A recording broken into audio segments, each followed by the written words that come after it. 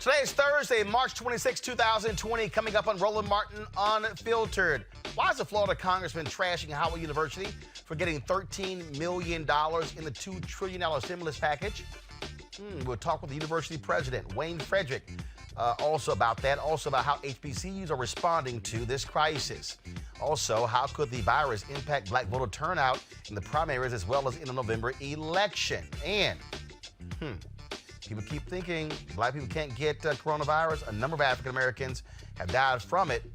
We're still dispelling more myths floating around out there. Also, folks, are you paying attention to your mental health? Things you need to know about coping with stress and anxiety in these trying times. Jam-packed show for you. It's time for us to keep it real, keep it black, and bring the funk on Roland Martin Unfiltered. Let's go.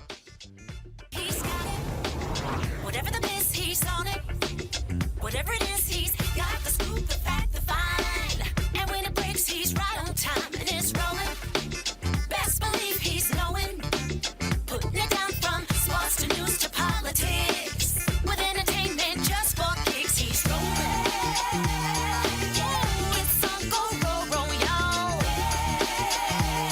Yeah, it's Roland Martin, yeah.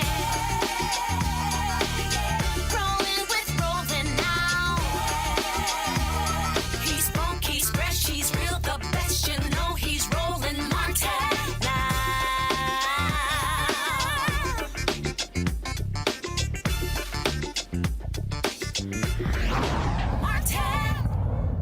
Folks, as of today, there are 7,139 new cases COVID-19. Pull the graphic up, please, in the United States. At least more. First of all, we crossed the 1,000-point threshold. 1,119 patients have died. Again, the number of cases is 78,139. As I said, 1,119 people have died as a result of the coronavirus. It is overwhelming hospitals all across the country, from Atlanta to New York to Louisiana, especially in New Orleans. And so it is causing tremendous problems. Hospitals are in need of masks, of gowns as well. I was actually texting with a doctor earlier today, and she talked about the struggles that many of these hospitals are having all across the country. And one of the things that she said to me about that was, just give me 1 second, I'm going to pull that up just to understand how significant this is. She said, it's bad at the hospitals, really bad. We need face masks. I know some clinicians with a private practice, but they need face masks too. Also, there are nurses and doctors afraid to go home, some of them sleeping in their cars. Today, New York Governor Andrew Cuomo talked about one of the country's most pressing needs. Ventilators, ventilators, ventilators. I didn't know what they were a few weeks ago. Besides the cursory knowledge, I know too much about ventilators now. We're still shopping for ventilators all across the country. We need more. We have approved a technology that allows one ventilator to serve two patients, what they call splitting, which is where you add a second set of tubes to a ventilator to do two patients. It's not ideal, but we believe it's workable. We're also converting anesthesia machines to ventilators. We have a couple of thousand anesthesia machines in our hospitals, and we're converting them to work as ventilators. Why is there such a demand on ventilators, and where did this come from? It's a respiratory illness for a large number of people. So they all need ventilators. Also, non-COVID patients are normally on ventilators for 3 to 4 days. COVID patients are on ventilators for 11 to 21 days. Think about that. So you don't have the same turnaround in the number of ventilators. If somebody's on a ventilator for 3 or 4 days, that's one level of ventilators you need. If somebody's on for 11 to 21 days, that's a totally different equation. And that's what we're dealing with. The high number of COVID patients and the long period of time that they actually need a ventilator. We're also working on equalizing and distributing the load of patients Right now, the number of cases is highest downstate New York. So we're working on a collaboration where we distribute the load between downstate hospitals and upstate hospitals, and we're also working on increasing the capacity for upstate hospitals. Well, folks, California, they now have more than 3,000 confirmed COVID-19 cases. New Orleans is quickly becoming a coronavirus epicenter in the U.S. As the outbreak there continues, but not just there as well. We're seeing increasing number of cases taking place in Mississippi, where the governor, Tate Reeves, overrode decisions by local mayors. We discussed that yesterday with Moss Point, Mississippi Mayor Mario King, where they were closing down businesses with keeping people at distances. Well, he chose to nearly grant every business in Mississippi. Listen to this. Tate Reeves basically said nearly every business in the state is an essential business. Yet the cases in Mississippi are increasing as we continue. A few moments ago, of course, first is still going on right now at the White House. They have their daily news conference, of course, where they're giving their coronavirus update. Trump has already talked. He said a whole bunch of nonsense, especially even criticizing governors, just to show you how crass and simple it is. But right now, Vice President Mike Pence is talking. Let's see what he has to say. To introduce Dr. Birx to talk about the data that we're monitoring on a regular basis, and Dr. Fauci to talk about mitigation. Let me conclude by saying how inspiring it is to see the way America and the American people are responding to this moment. We all were awakened this morning with record unemployment numbers. All right, folks. Okay, he's just saying the same old, same old. So when Fauci, Dr. Birx actually come to the microphone, we'll take them because, frankly, we don't want to hear the same nonsense, just all the slapping on the back and the praise. And no, we actually want to hear facts and want to hear from the actual experts. And so we're not wasting our time playing any of that nonsense that he just said there. But it was a few moments ago. Trump was speaking, and again, here's an example of just how silly and trifling of a man that we have. There's a brother who was a reporter for Bloomberg, and this is how this child of a man operates. Check this out. Who you with? Did you speak with? Who you with? I'm with Bloomberg. Yeah, Bloomberg. It's Mario Parker. How's Michael doing? Good. Mr. On Monday, who you with? Did you speak with him? I mean, how's Michael doing? I mean, again, he's always trying to rub something in somebody's face. That's what he does. And of course, he also talked about the stimulus bill, the impact it is going to have. There's been all kind of different discussion about that as well. And so I want to talk about that. It was, first of all, $2 trillion passed by the United States Senate last night. The House is going to be taking up as well. They expect it to pass on Friday. Steny Hoyer, the number 2 official Democrat in the House, has already told members if they're self-quarantined, do not travel to D.C. because it is expected to pass by a big number. Here's Speaker Nancy Pelosi today talking about that particular bill. Last night, as you know, the Senate passed important legislation. We're very proud of the product. We think it is, we did jujitsu on it, that it went from a corporate first proposal that the Republicans put forth in the Senate to a workers first, Democratic workers first legislation. This is a pandemic that we haven't even seen for over 100 years in our country. It's really such a tragedy. So we had to take important action. We had to take action, though, that puts families first and workers first. And that's what we did when we did our first legislation. The first 2 bills were about addressing the emergency directly. $8.3 billion for research, for vaccine, for a cure. And that's, of course, the light at the end of the tunnel.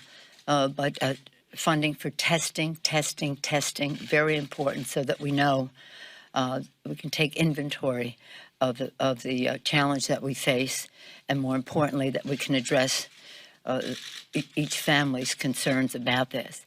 The next bill was about masks, so that we can test, among other things. Emergency. The bill that was passed in the Senate last night and that we will take up tomorrow is about mitigation. Mitigation for all the loss that we have in our economy while still addressing the emergency health needs that we have in our country. Again, now Speaker Nancy Pelosi, as I said, the House is expected to take up this bill tomorrow. And Steny Hoyer, the majority leader, has already been telling members that, look, it is going to pass by huge numbers. And so if there's self-quarantine, no need to actually travel into the United States. So Dr. Birx is now speaking at the White House. Let's hear what she has to say, please. Increase when you look at Wayne County in Michigan and you look at Cook County in Chicago. So we have integrated all of our information to not only look at where the cases are today, but how they're moving, so we can alert FEMA to where we think the next potential hotspot is. All of the counties that I've mentioned, the hotspots are in urban areas or in the communities that serve that urban area. And I think that's something very important to remember as we move forward.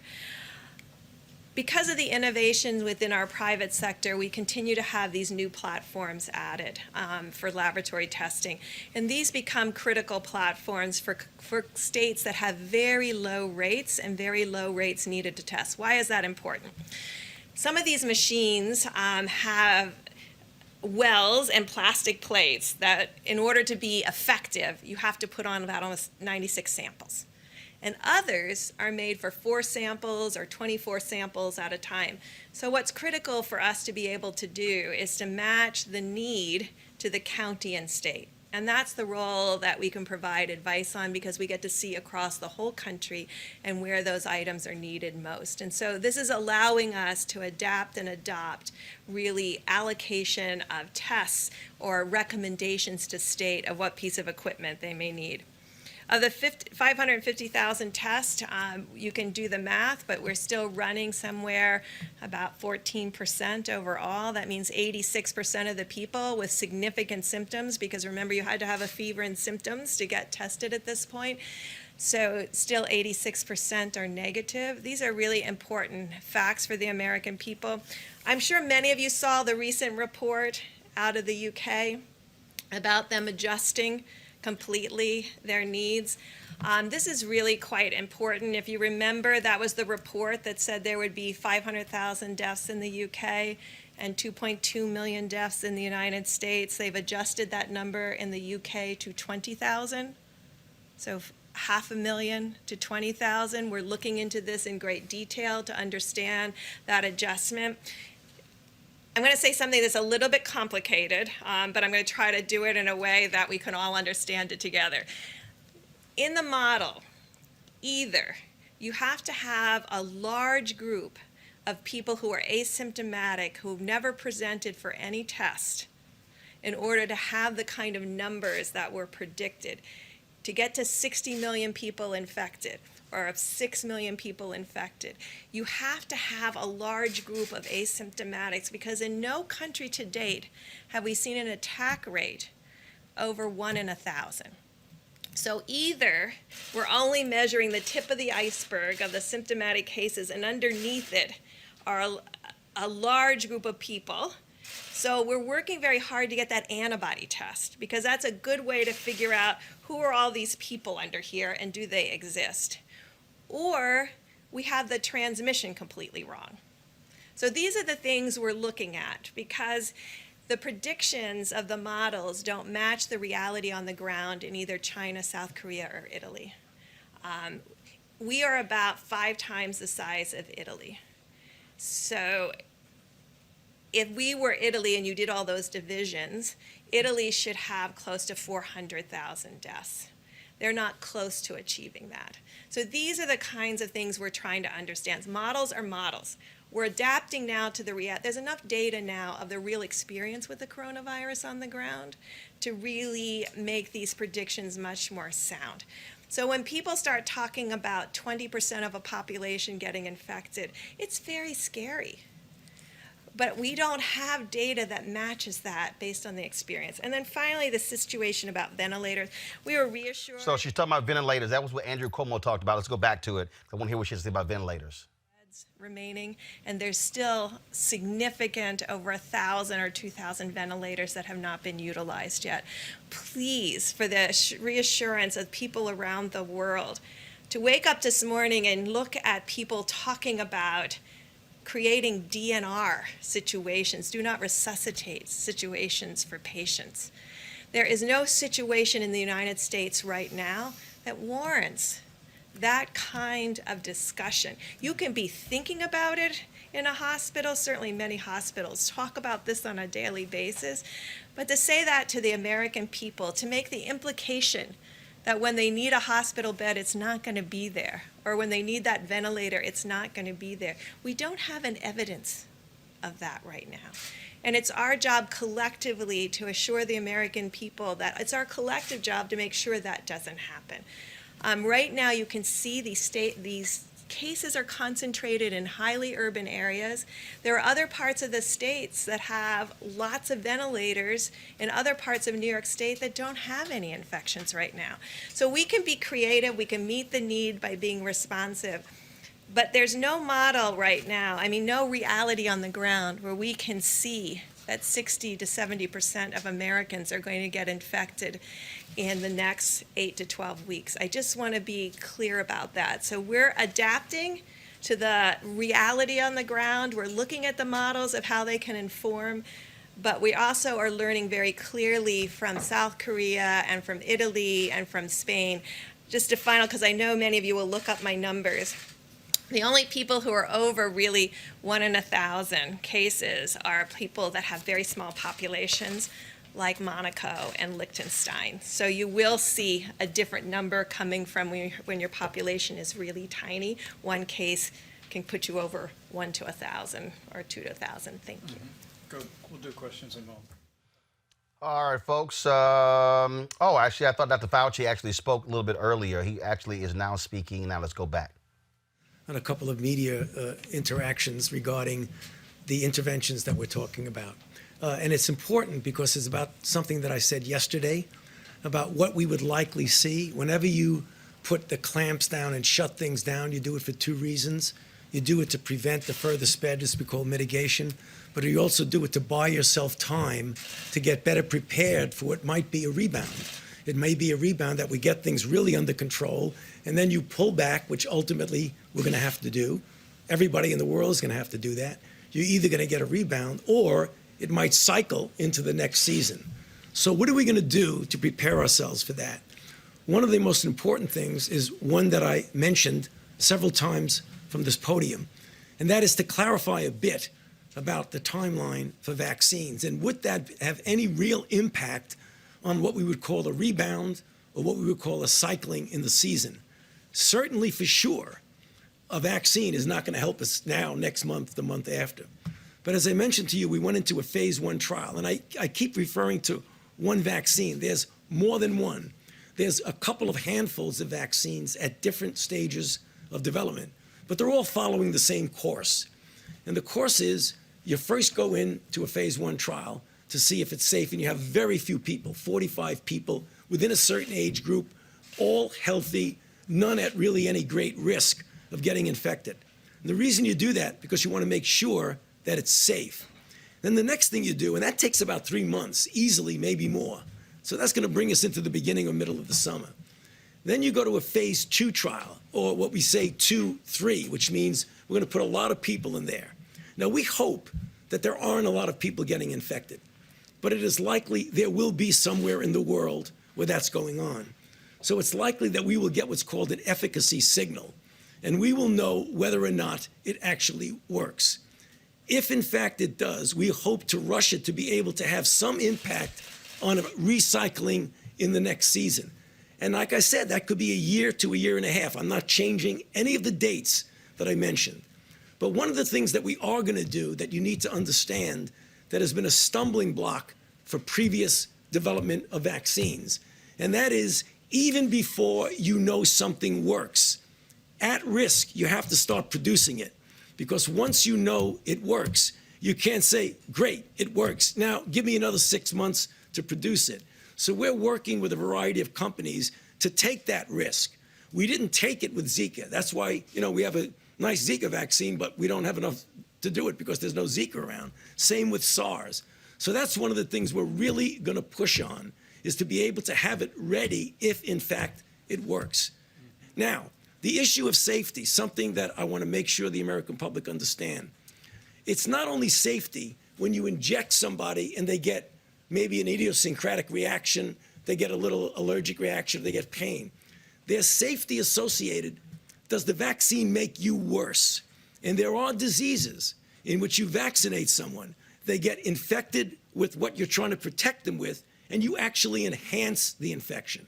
You can get a good feel for that in animal models. So that's going to be interspersed at the same time that we're testing. We're going to try and make sure we don't have enhancement. So the worst possible thing you could do is vaccinate somebody to prevent infection and actually make them worse. Next, and finally, with regard, I'll get you to your question. Finally, with regard to therapies. I mean, we keep getting asked about therapies. There's a whole menu of therapies that are going into clinical trial. As I've told you all, and I'll repeat it again, the best way to get the best drug as quickly as possible is to do a randomized controlled trial so that you know, is it safe and is it effective? If it's not effective, get it off the board and go to the next thing. If it is effective, get it out to the people that need it. So you're going to be hearing over the next month or more about different drugs that are going to go into these randomized controlled trials. And I feel confident knowing about what this virus is and what we can do with it, that we will have some sort of therapy that give at least a partial, if not a very good protection in preventing progression of disease. And we'll be back here talking about that a lot, I'm sure. Thank you. Tony, you can take a question. If I could just get back to what you're saying about this idea of risk in drug manufacture, are you saying that at some point in the phase 2 trials, that if you're seeing some form of efficacy, that you may try to convince a laboratory to spool up production at that point so that there's a reservoir? Even before. When I go into phase 2, I'm going to find somebody that's going to make it. Well, partially the federal government, I think in some respects to de-risk it, but also investments by the companies. A lot of companies are not shy now about doing that.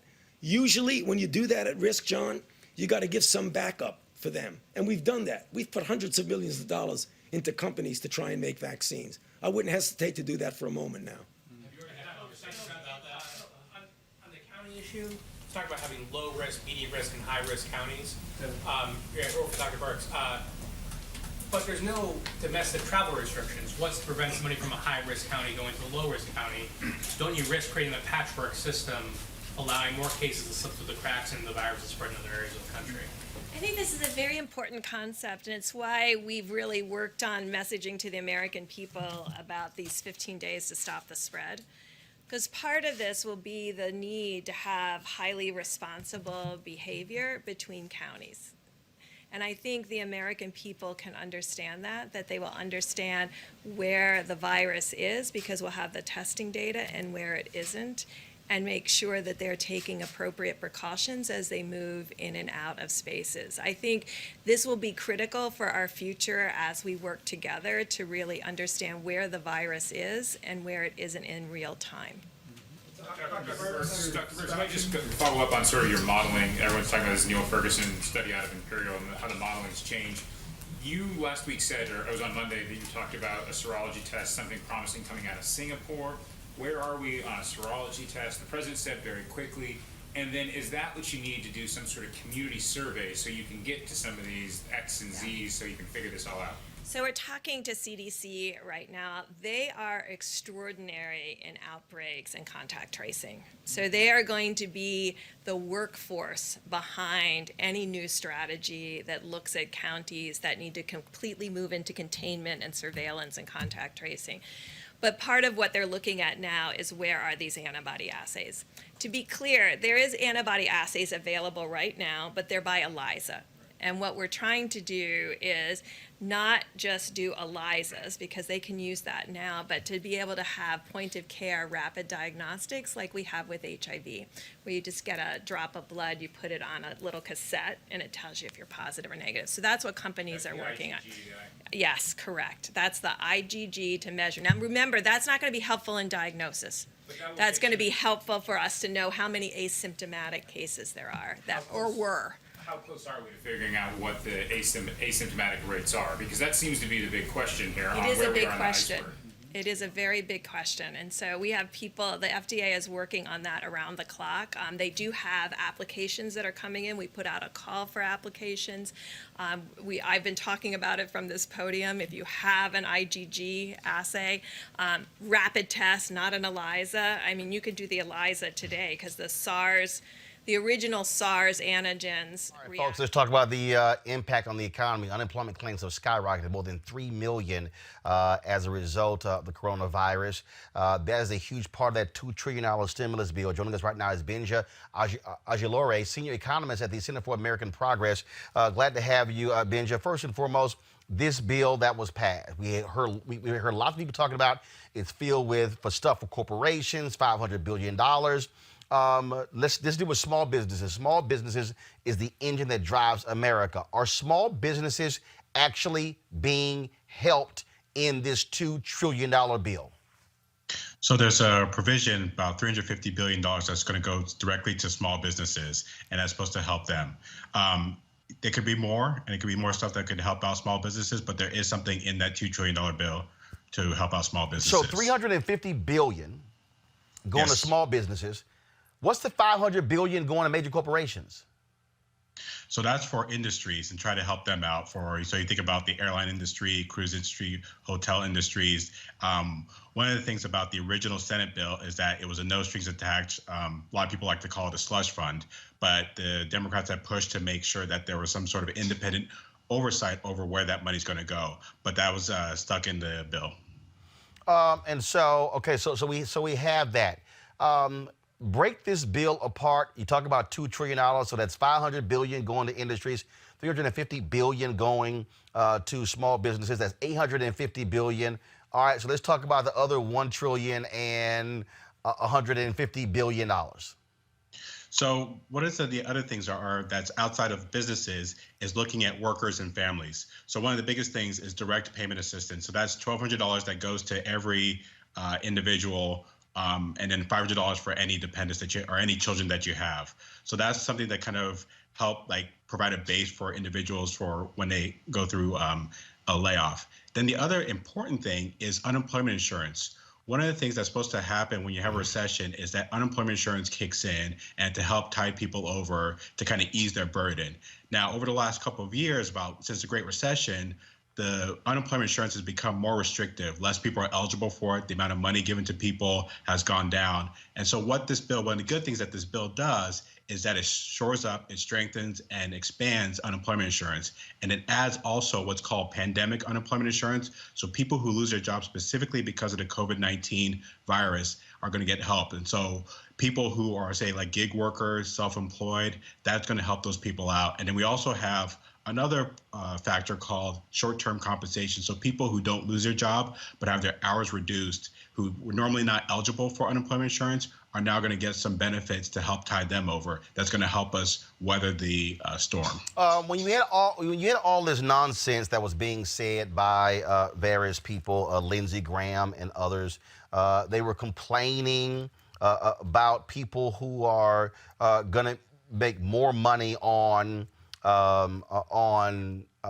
unemployment. And it was strange listening to the logic of Tim Scott and Lindsey Graham talk about that. It just didn't make much sense to me. I'm trying to find this clip I posted earlier from Tim Scott talking about that. The only black Republican, obviously, in the United States Senate. And it was just, again, it's sort of weird to me that here you have a bill and you're trying to help people and they're complaining by saying, well, because somebody might get a few extra $100 one time that, oh my God, let's shut this whole thing down. It doesn't make any sense whatsoever. You know, that was strange to me. It was strange. Now, granted, they finally backed off. Scott backed off. Graham backed off.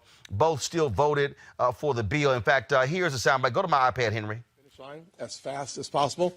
I am in support of the legislation. This drafting error made me pause for a moment. The key to understanding the drafting error is kind of simple. We cannot encourage people to make more money in unemployment than they do in employment. As an example, in South Carolina, the average unemployment or the maximum unemployment is about $326 a week. The way we understand the legislation, the $326 on top of that would be $600 a week. Said differently, someone can make about $926 a week. The way that the legislation is written, the person who makes less than that would make that anyways. So you would be able, a person who makes $20 an hour times 4, $800 a week, could get about half of their income, up to $326 for South Carolina, and then on top of that, they would get an additional $600. So the legislation doesn't envision the ability to have someone pay $10 an hour or $15 an hour or $20 an hour, getting a maximum of 100% of their income. This legislation would not stop at 100% of your income. This legislation would allow you in unemployment to make more than you do in employment.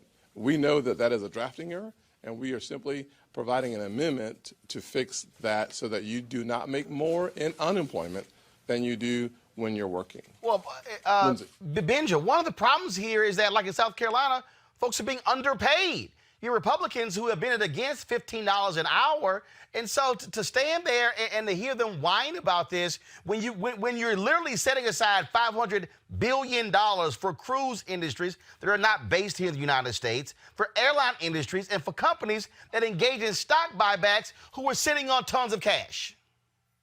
So you used the word before the clip, weird and strange. I would use the word offensive. Because what you're saying is that people don't want to work and they'd rather be unemployment. And it goes into this whole trope about people who are poor, which is it's just offensive. And so the problem is this is not a drafting error. This also misunderstands the whole problem and why we have this crisis. This is a public health crisis. To stop the spread of this virus, people have to stay home, which means they can't go to work. If they can't go to work and can't earn, what are they going to do? So this is what this whole purpose of that extra $600 is specifically for people who lose their jobs because of this virus. And people are staying home so that we don't spread and that we don't kill other people. And so the whole purpose is this is not a drafting error. This is something to get people to stay home like they should. And then that way we're able to combat this virus. And so what that $600 does is that helps people to continue paying their bills, continue paying their mortgage or utilities, take care of that stuff. And then once this public health crisis ends, they get to go back to work because people are going to want to go back to work. And the other thing is, what they're saying is that, oh, these people are going to make more money on unemployment, so they're not going to want to work.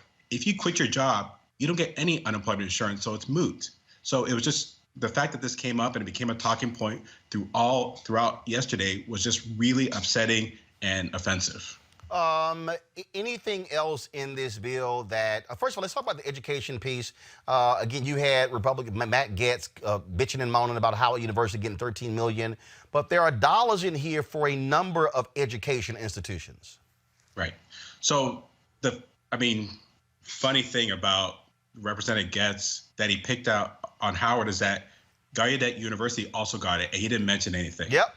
I tweeted that last night. He didn't respond to that at all. And Gallaudet is one of the other universities that's chartered by the federal government. Right. And the thing about Howard is that it has a hospital, and it's actually, they've taken care of COVID-19 patients. So that's where that money goes to. We're also talking about $13 million.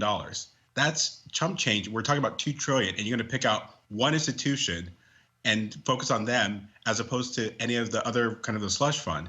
And so it's just kind of ridiculous. But what was important is that, you think about distance learning and that how some people don't have the access to broadband, don't have the access to do distance learning, but yet everyone has to go home, stay home, and still do school. And so some of that money is going to help with that and help get people to be able to continue telework, maybe even telemedicine or even distance learning education. So all that money is very important. And there's still more that needs to be done. So hopefully the House will pass this tomorrow, get the money into the economy, get money to help people out, also to help combat this public health crisis. But there's more that we can do.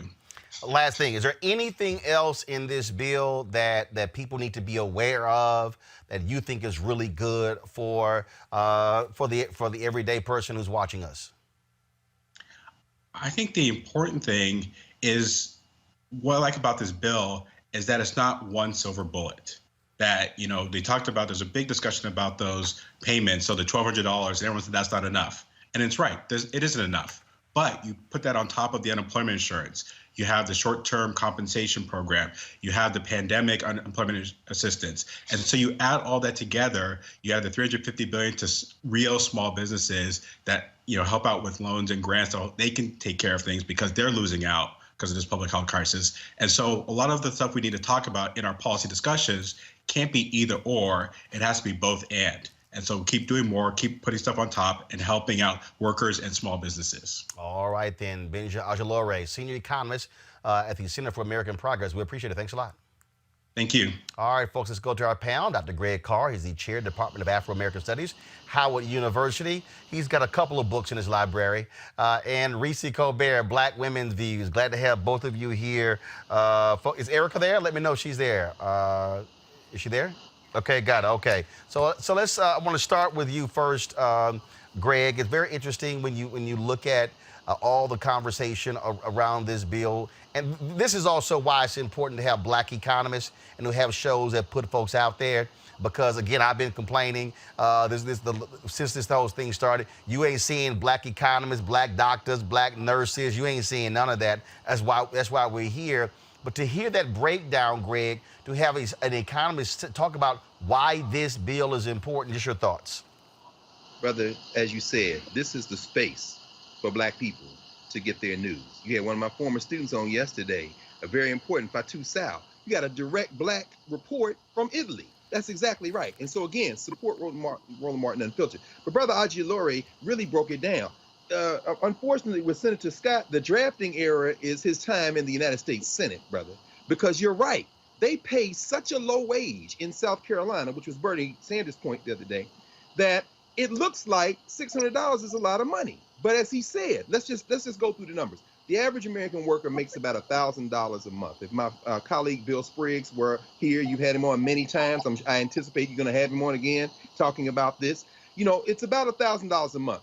Unemployment runs about 40 to 45% of that if you're on unemployment. You can run for as long as 26 weeks. Let's run the numbers. In Alabama, you can get only up to $275 a week in unemployment. In California, $450. In New Jersey, $713. So when you add $600 to these numbers, ultimately that means in Alabama, you're getting far less. Now, you have other provisions. If you are living in a federally owned facility or federally financed facility, in other words, if you're fearing that you're going to get put out because you can't pay your rent, if the feds hold the mortgage, there's something in the bill that says they cannot evict you. That's very important. If you owe a student loan, they've suspended those payments and they've suspended interest accruing. That's very important. If you're thinking you're going to get loan forgiveness because you're involved in public service, they have said that while they're suspending your payments, they're going to still count the months that you're not paying toward that forgiveness. That's important. There's a lot of good stuff in there. Val Demings did, I think, a very good job in terms of tweeting some of this stuff out earlier. But in terms of the Black perspective and where this really comes together, I think what we heard from our brother Ajalore is very important. These states are wildly unequal in terms of the things that they provide to their citizens. When you see this fool Tate Reeves in Mississippi, I'm reminded of something a man you had on this show many times, Adam Server for The Atlantic. He says, white supremacy is a suicide pact. This man is going to take a whole state down for him. And meanwhile, the governor of Florida is saying, if you come from New York, we're going to put you in quarantine jail. The states are now beginning to separate out between the states where the governors and the leadership are caring about the citizens and the states that are going to throw all in behind this ideological foolishness. And that's where we get finally a real challenge, because as Governor Cuomo said yesterday, he does not want to be in competition with other states trying to outbid them for ventilators. And he said, when this thing breaks and passes us, we're going to send some of these ventilators to the other states that need them. Meanwhile, the White House, with their daily Trump rallies, is sending mixed messages, and increasingly the public, led by the media that's not under the thrall of Trump, is beginning to turn away from the White House and towards state and local government. Reese, when you look at these responses, when you hear Dr. Burke say, oh, we don't have a shortage, and they keep saying what they're hearing from on the ground, I'm sorry, I'm looking at videos of nurses and doctors talking about the difficulties they're having. I mean, I was engaging with a doctor earlier who was talking about the problems when it comes to masks, things along those lines. In fact, I'm going to play a video in a moment where Jamal Bryant, their church had gotten 1,000 coronavirus tests, but they had to partner with the hospital. They couldn't find anybody to partner with. Go ahead. Yeah, I mean, at this point, Dr. Briggs is simply a propagandist. I don't think that she's trustworthy with the things that she's saying. I mean, she's talking about this rosy scenario that involves testing that on a level that we're clearly not doing. The restrictions on who gets tested is so restricted that we can't even trust that we have any kind of pulse on how many people are truly infected. She's touting the fact that 86% of the people that are testing negative. Okay, but you're testing such a small portion of people. New York is doing the most testing throughout the country, and we see astronomical numbers coming out of New York. California is doing such a small fraction of the testing, and yet they are still seeing increases in their infections.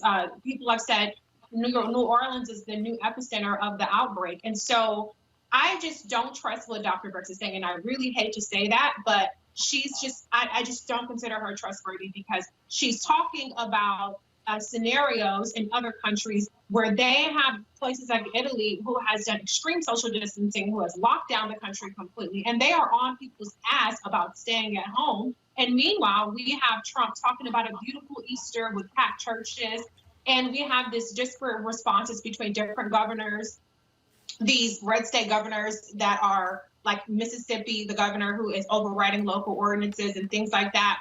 And so I don't trust what she's saying. And what's really frustrating actually is seeing to me, the increasing disconnects we're seeing from even what some of the governors are saying. Governor Cuomo today in his press conference said that they have enough PPE for now, and yet what we're seeing from actual reports from hospitals is a completely different picture. And so at this point, it's hard to understand who to trust, what to trust. Or should we trust the things that we're seeing on social media, the direct reports from the hospitals? Should we trust what the governors are saying? We definitely shouldn't trust what the Trump administration is saying, but the cases are growing, the mortality is growing, and I'm just at a loss as to what is actually really happening. All right, folks, one of the issues that we were just talking about this $2 trillion stimulus bill and the amount of money that's in it for educational institutions. HBCUs, like many universities and colleges, have been greatly impacted as a result of the coronavirus outbreak. Universities have shut down. My niece, who's a freshman, had to pack her up, move her out of her dorm. She's back home in Houston. And so how are they faring?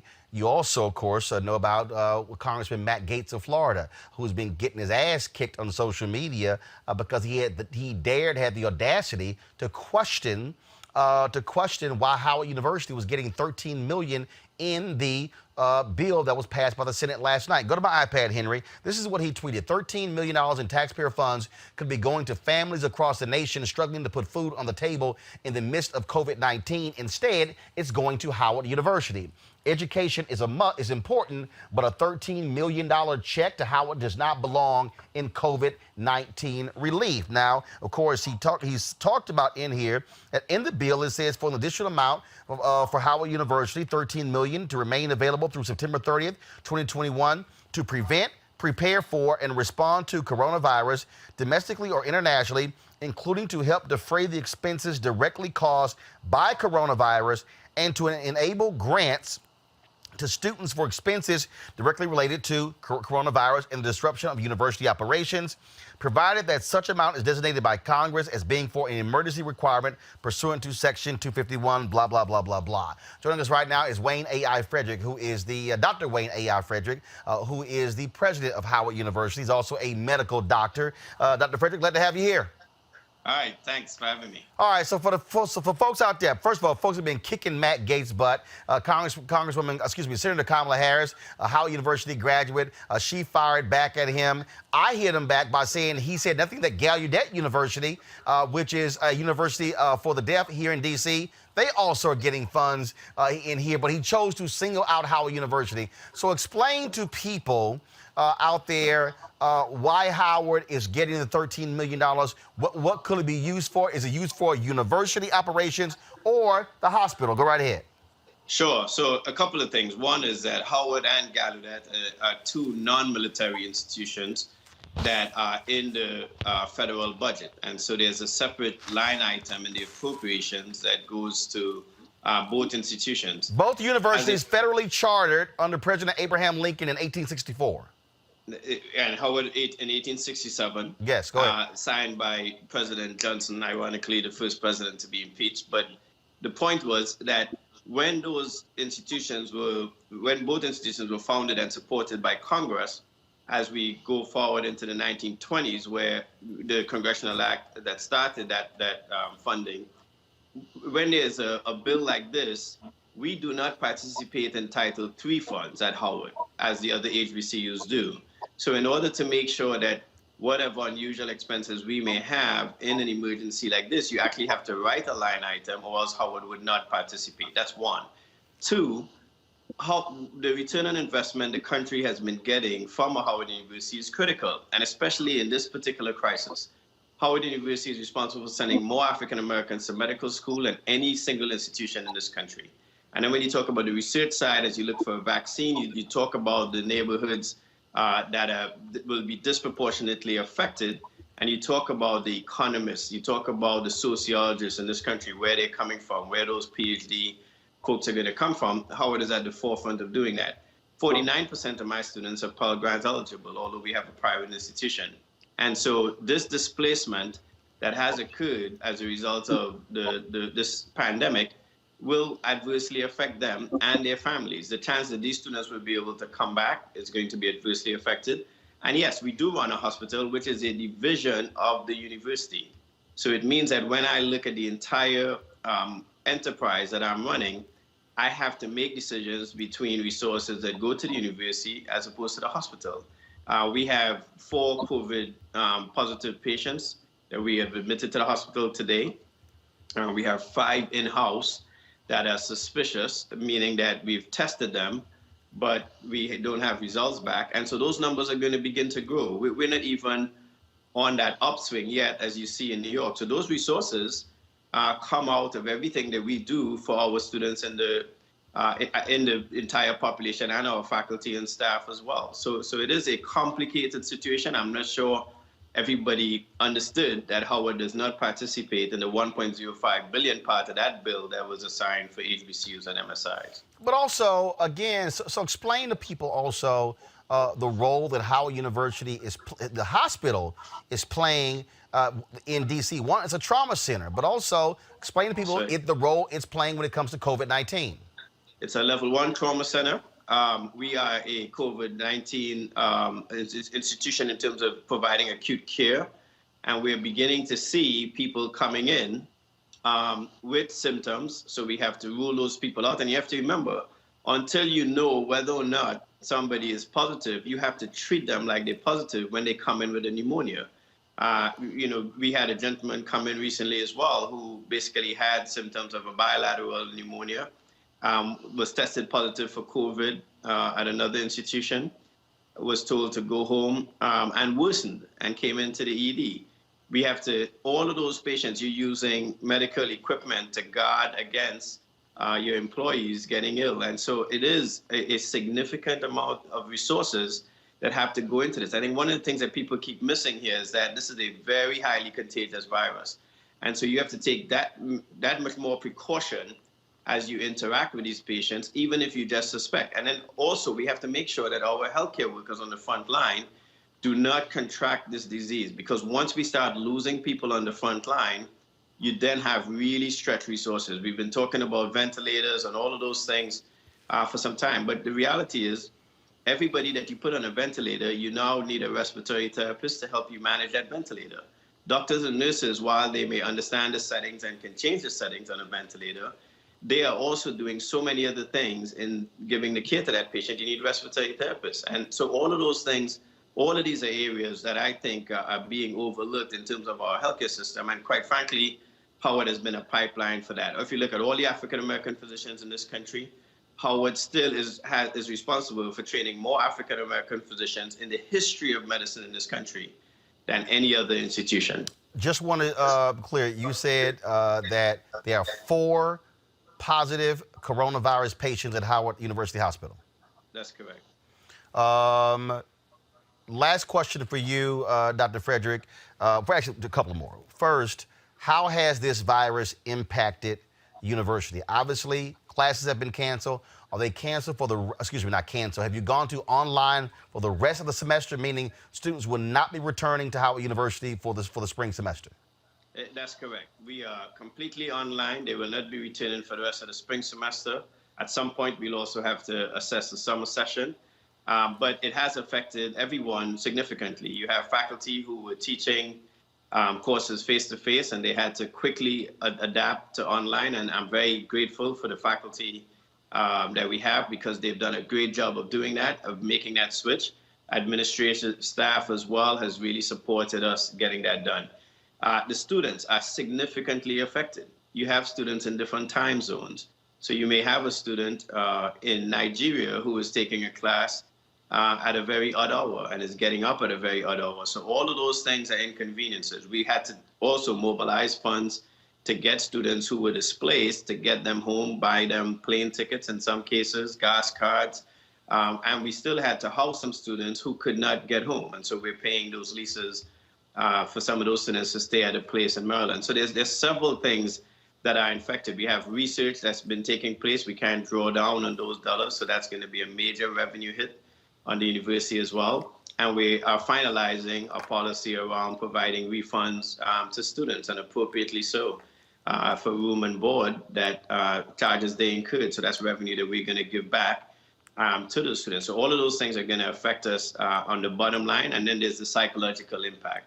A lot of these students did not plan for having this as well, and nor did the faculty. You have faculty with responsibilities at home in terms of childcare, et cetera, who are trying to teach, but at the same time trying to homeschool and provide and take care of their family. And then we do have members who actually have now lost a family member to the COVID pandemic as well. And so there's a lot of impact, I think. And I think in the long term, as the economy begins to deteriorate further, you're going to see even more impact. And usually that impacts the lower part of the socioeconomic bracket. And when you have 49% Pell Grant students, we know we're going to have retention issues. We're going to have issues with students who want to come back. And when you look at the entire landscape of the HBCUs, we all are going to be affected, especially the smaller HBCUs. So my brother and sister schools, we have to look out for them as well. And we stand up several programs in the summer to act as a pipeline to get them into med school, law school, grad school, dental school. And now we may have to do that virtually, in a virtual setting. But I'm also very worried about our brother and sister HBCUs as well. Last question for you. You are a medical doctor. What are you hearing from your medical friends who are being impacted at hospitals and private practices by coronavirus? Well, I don't even have to tell you what I'm hearing from my friends. I can tell you what I'm seeing. I'm still a practicing surgical oncologist. I was in the hospital on Monday to see a couple of patients with new cancer diagnoses, one with a liver cancer and another patient with a stomach cancer. And I tell you, it's difficult. You don't want to use too many of the resources in an elective setting. So I had to have tough conversations with both patients as to when we will schedule their tests and their operations, because I'm not sure when the surge may occur.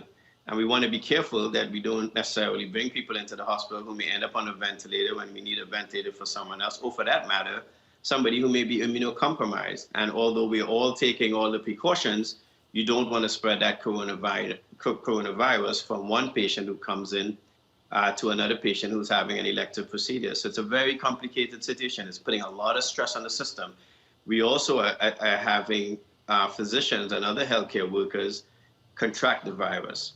And once that happens and that workforce begins to thin out, it's going to add a lot of strain and stress on the system as well. So right now, in my opinion, things are really stretched. I kind of heard parts of the conversation before in which there's some conversation as to whether or not we're hearing the right things. And yes, there may be more ventilators than are being used, but the fact of the matter is we have to be prepared for a surge. and we are using a lot of resources to get there as well. At the same time, we're not doing elective operations.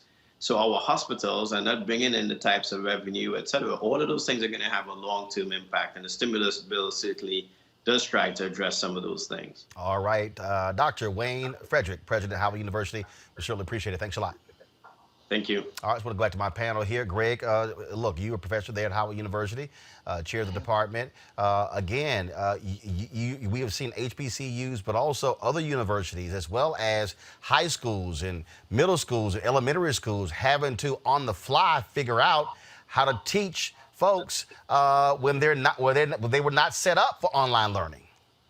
Absolutely. And again, this is why Roland Martin Unfiltered is so important. Wayne Frederick's not only the president of Howard University, as he said, he's a practicing physician, one of the few of the country, maybe the only one who's also a college president. And it's very important to hear from our brother talk about the on-the-line challenges, because I'm hearing from friends who are on the faculty of Morehouse School of Medicine, for example, and Bahari in Nashville, and who have admitting privileges, who now have their students who are on the front line of this. And one thing is for sure, through these Black institutions, what you're hearing from the people on the front line, as Dr. Frederick has said, those frontline people, they're hearing that, there's an underreport. Even now, we still don't know who all is sick and who is tested positive.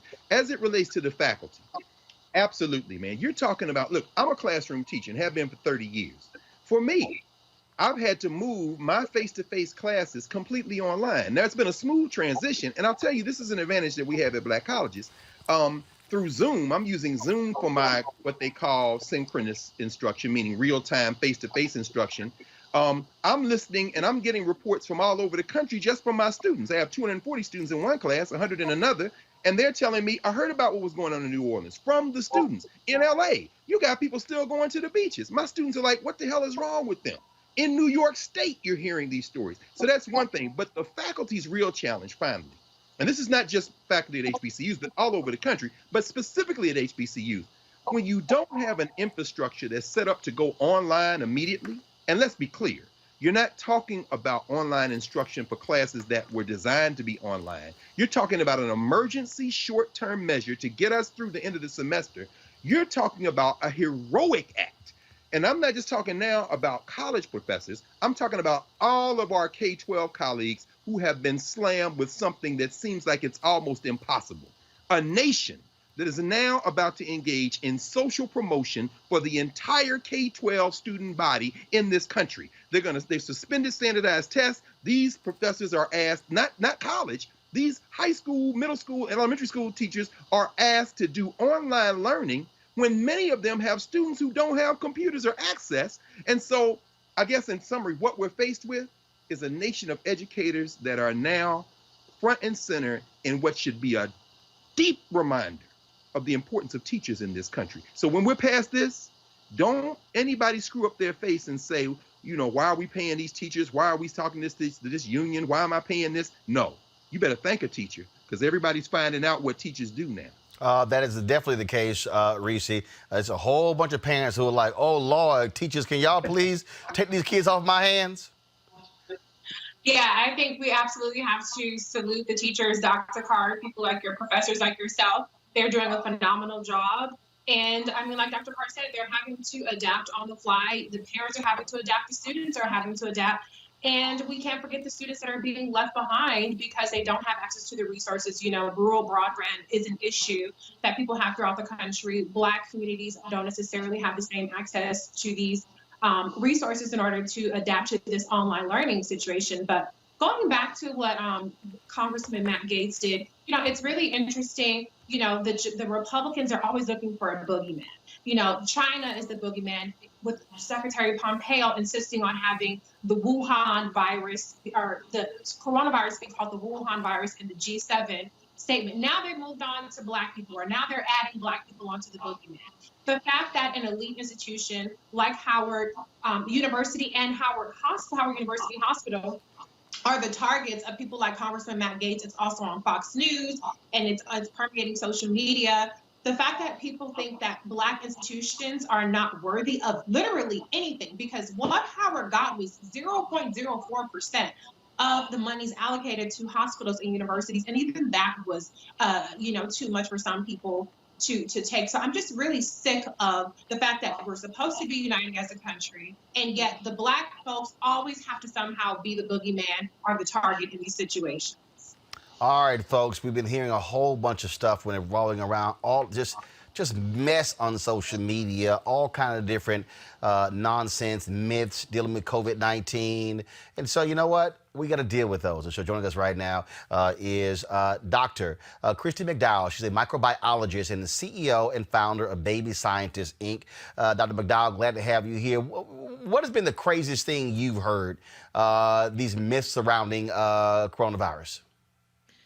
Thank you, Roland, for having me today. The craziest one that I've heard recently is blowing your face with a hair dryer. Oh my God, we played that dude the other day and it was just idiotic. Yeah, it's nuts. The only thing that's going to happen for you by blowing a blow dryer in your face is that you're going to burn your skin and you're going to get chapped lips. Okay, so viruses don't just chill in the respiratory system doing the Cabbage Patch and Bankhead bounce, and no, when they enter your nose or your mouth, they immediately bind to the cells in your respiratory system and enter those cells and start doing what they do by infecting them. All right, what about cold weather and snow will kill the coronavirus? No, that doesn't work either. No, there's no research out there that shows that cold temperatures or very hot temperatures kill the virus. It's not that simple. It's not that easy. And that's not how viruses work. All right, how about this one? Taking a hot bath will actually prevent you from getting the coronavirus. Well, you know what, Roland? I say do take that bath to stay clean. However, it is not going to kill the coronavirus. The viruses, when they enter our mucosal systems, they look for receptors on our epithelial cells that line the mucosal tract, and they immediately bind in nanoseconds. They don't stand around in our throats. They don't chill up in there. They're not walking around looking for, their homie or whatever. They are getting busy. They're getting busy infecting. And what the cells do is the viruses, once they enter, they hijack our cells, replicate themselves, and then lyse those cells, kill those cells. And so up to 100 to 200 virins can be produced from one cell. And just imagine, if you have 100,000 cells in your body infected by a virus, times 200 new virins, that is a lot of virus in your body. How about this one here? The virus can be transmitted through mosquito bites. No, that is also false. There's nothing that shows or has been researched that this virus is in the blood. The only thing in the blood that can be detected are your antibodies to the virus. So no, that is untrue as well. Okay, we saw all these fools spraying their kids with I don't know what, Lysol and stuff. Also, people are spraying alcohol and chlorine all over their body to kill the coronavirus. Yeah. No, Roland, that too is crazy and that too is true. Untrue. So don't spray your kids, spray your counters, spray something else. Don't spray your bodies, and definitely don't spray it in your face or your throat. I've also heard of people gargling with bleach. Now, come on, my people. Gargling with bleach? Yes. I saw that today, that on social media, that some people were gargling with bleach. Oh, and another thing that's very false that I've heard is that people will put lemon peels and orange peels in hot water, and they want you to breathe in the steam, and that'll kill the virus. No, the virus is not just floating around in your body, in your mucosal system like that. The viruses don't work like that. So the only thing that steam is going to do is just provide some nice moisture to your nostril tract.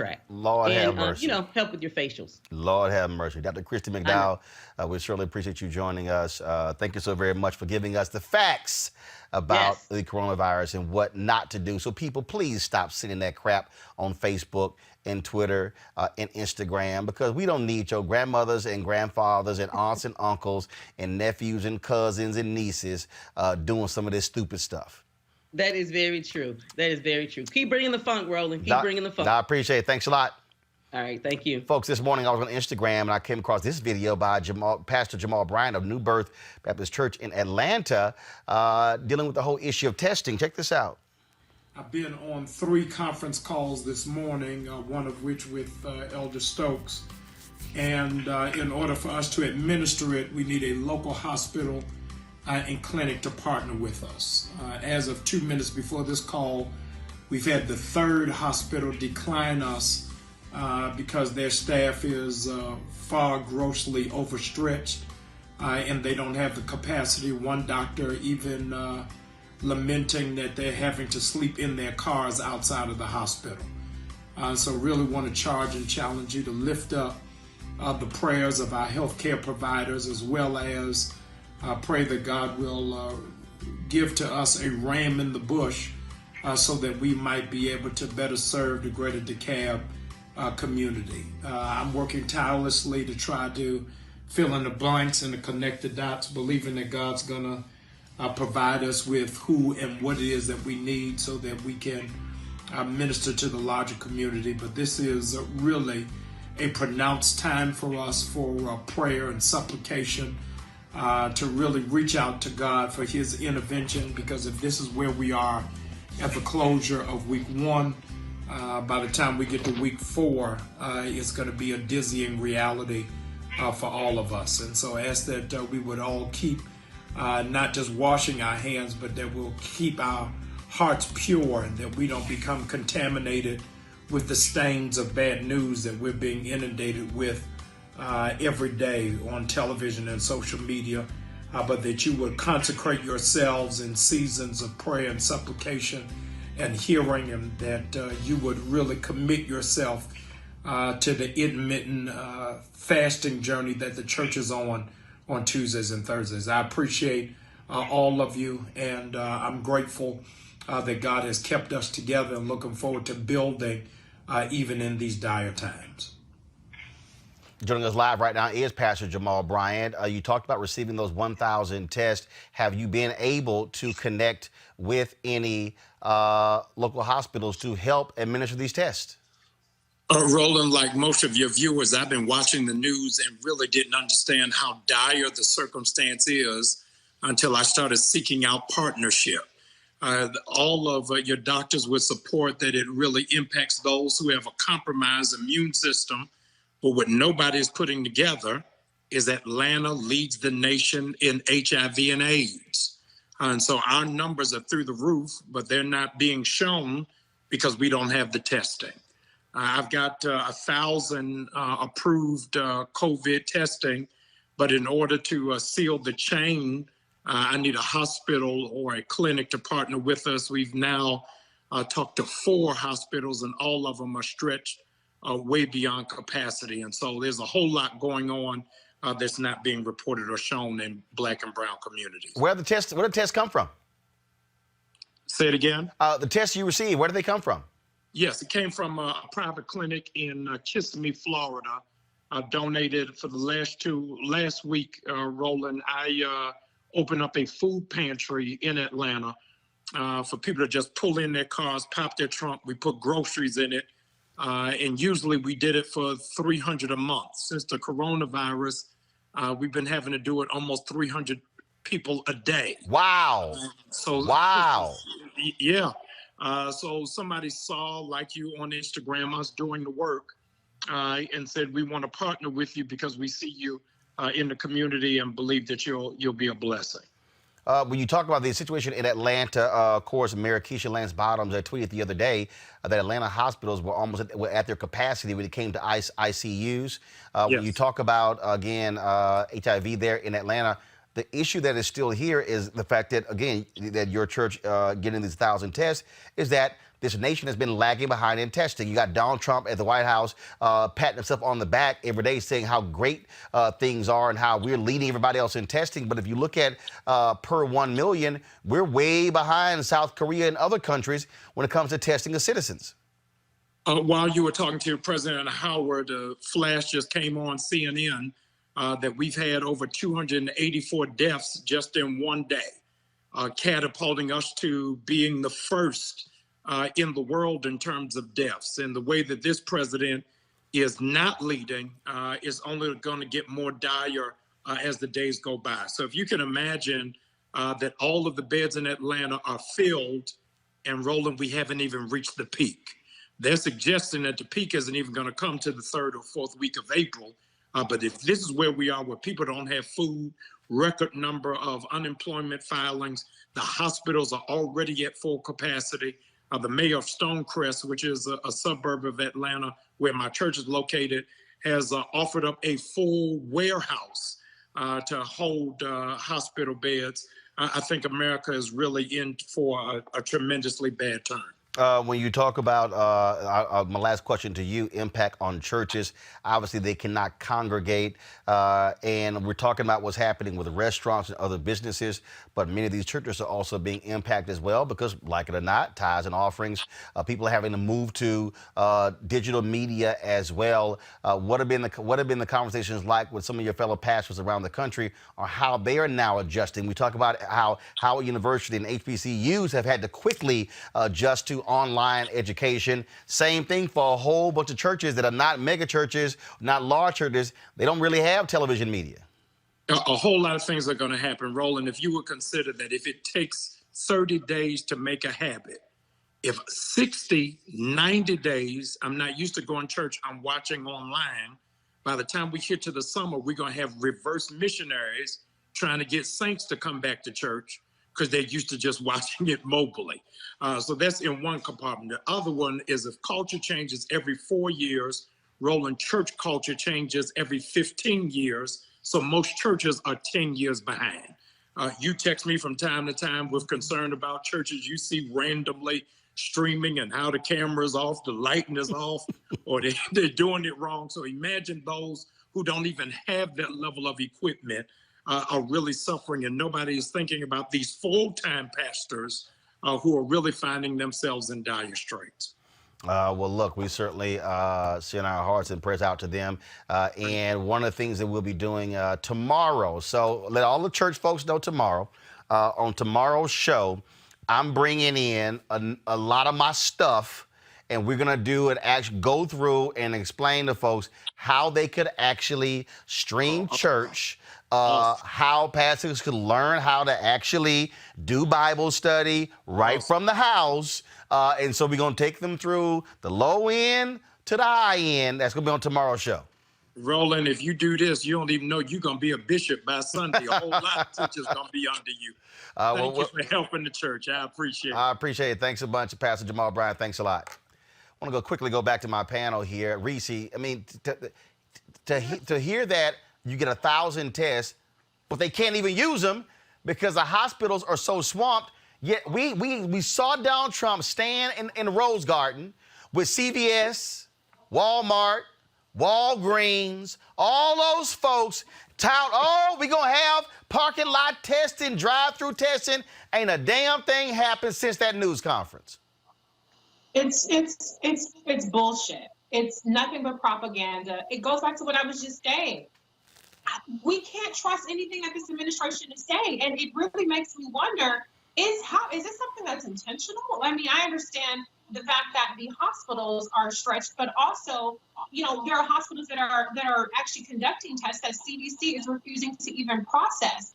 And so how the hell are we supposed to get to a solution that involves testing and surveillance and antibodies and all this other kind of stuff if the administration, if the CDC won't test people, if the hospitals do not have the capacity to test people, and at the same time we have Dr. Briggs and Donald Trump and Mike Pence sitting up there saying everything is going along swimmingly well. It's so infuriating, and I have to salute Pastor Jamal Bryant.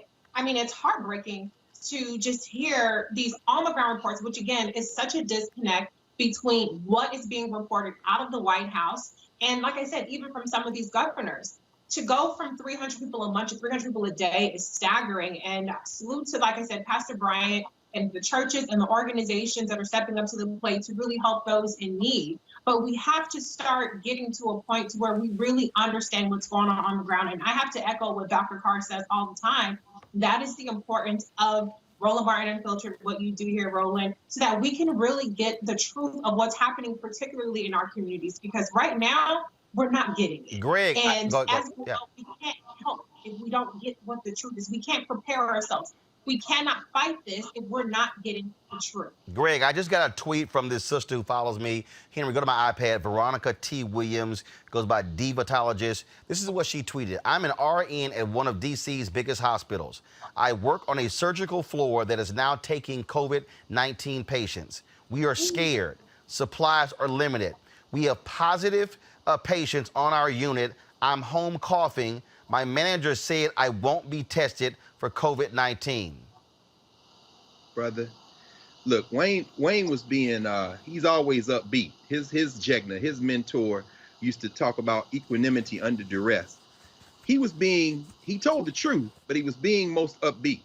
This is what we're hearing from all the healthcare providers. I'm telling you, man, in Atlanta, my friends who teach at Morehouse School of Medicine, they're seeing the same thing. The hospitals, we really don't know where we are with this. And as you led at the top of the show, the United States today passed China and passed Italy as the most infected nation. And as Jamal Bryant said, Brother Bryant, we're not even near the top of this curve. Now, let me just pause here for a moment, though, brother, because I love that outfit you got on, that black and gold. But I was going to say that. But in terms of injecting a little levity, when you said you're going to bring all the stuff in to help show people how to watch church, I finally, for the first time, found out how they make bishops in the modern black church. But at any rate, that having been said, to the point, brother, this is really showing federalism.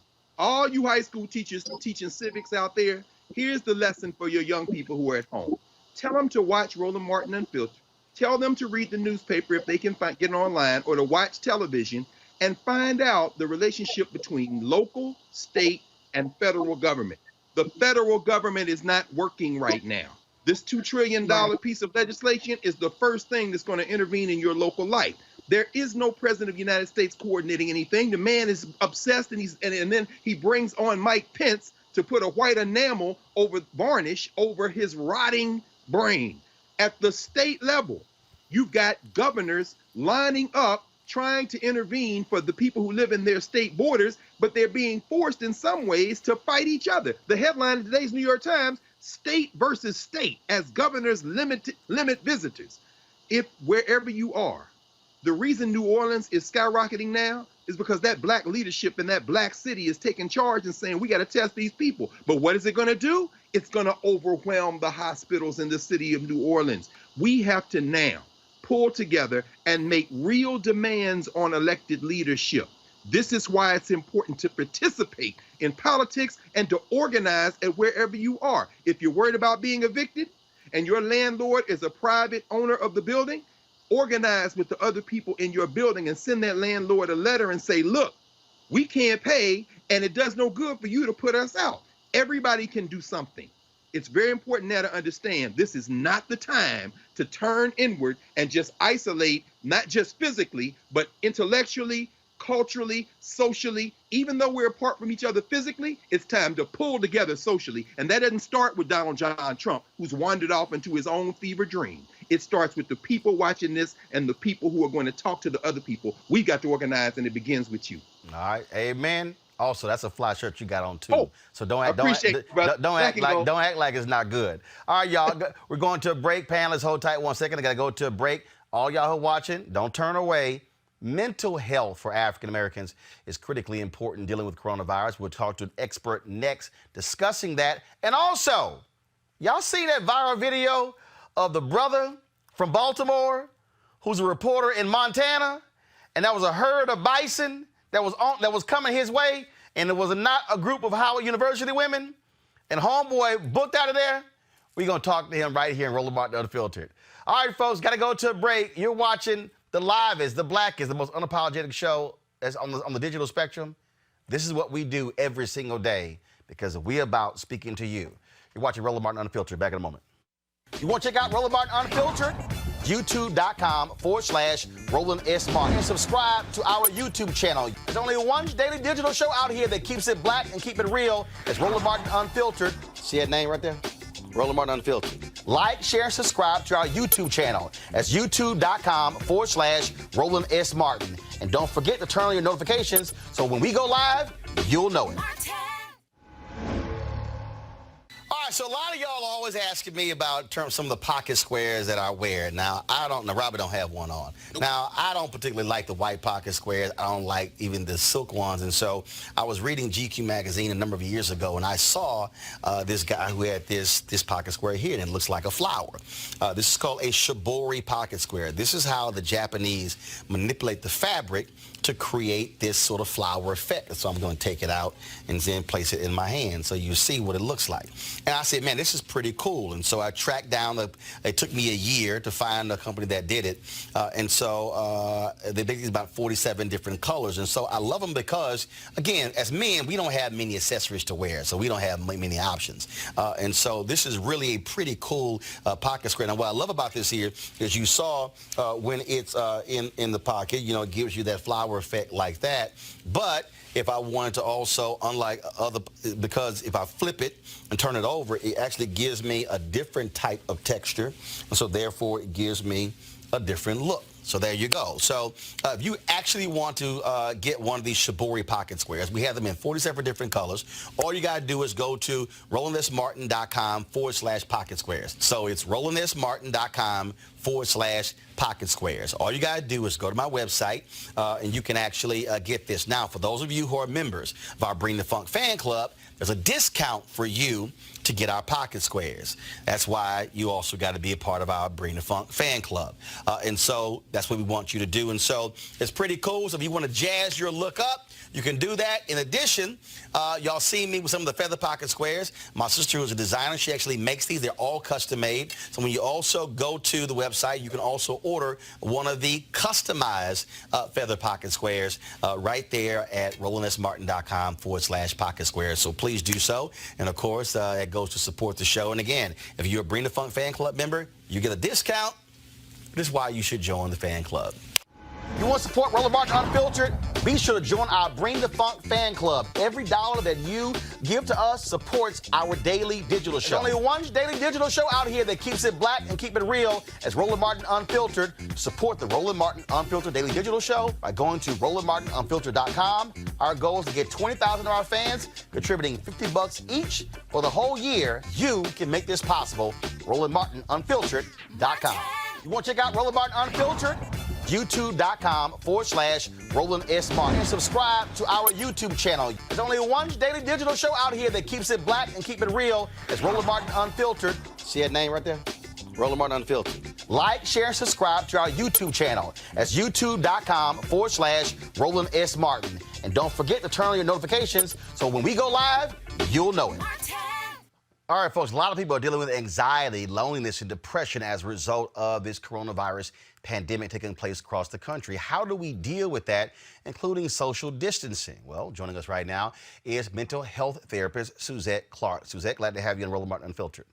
Thank you. Thank you. Good to be here. This is a huge, just dramatic shift for a whole bunch of people. There are people, of course, who are used to going to work, going to school. Now, all of a sudden, they're at home.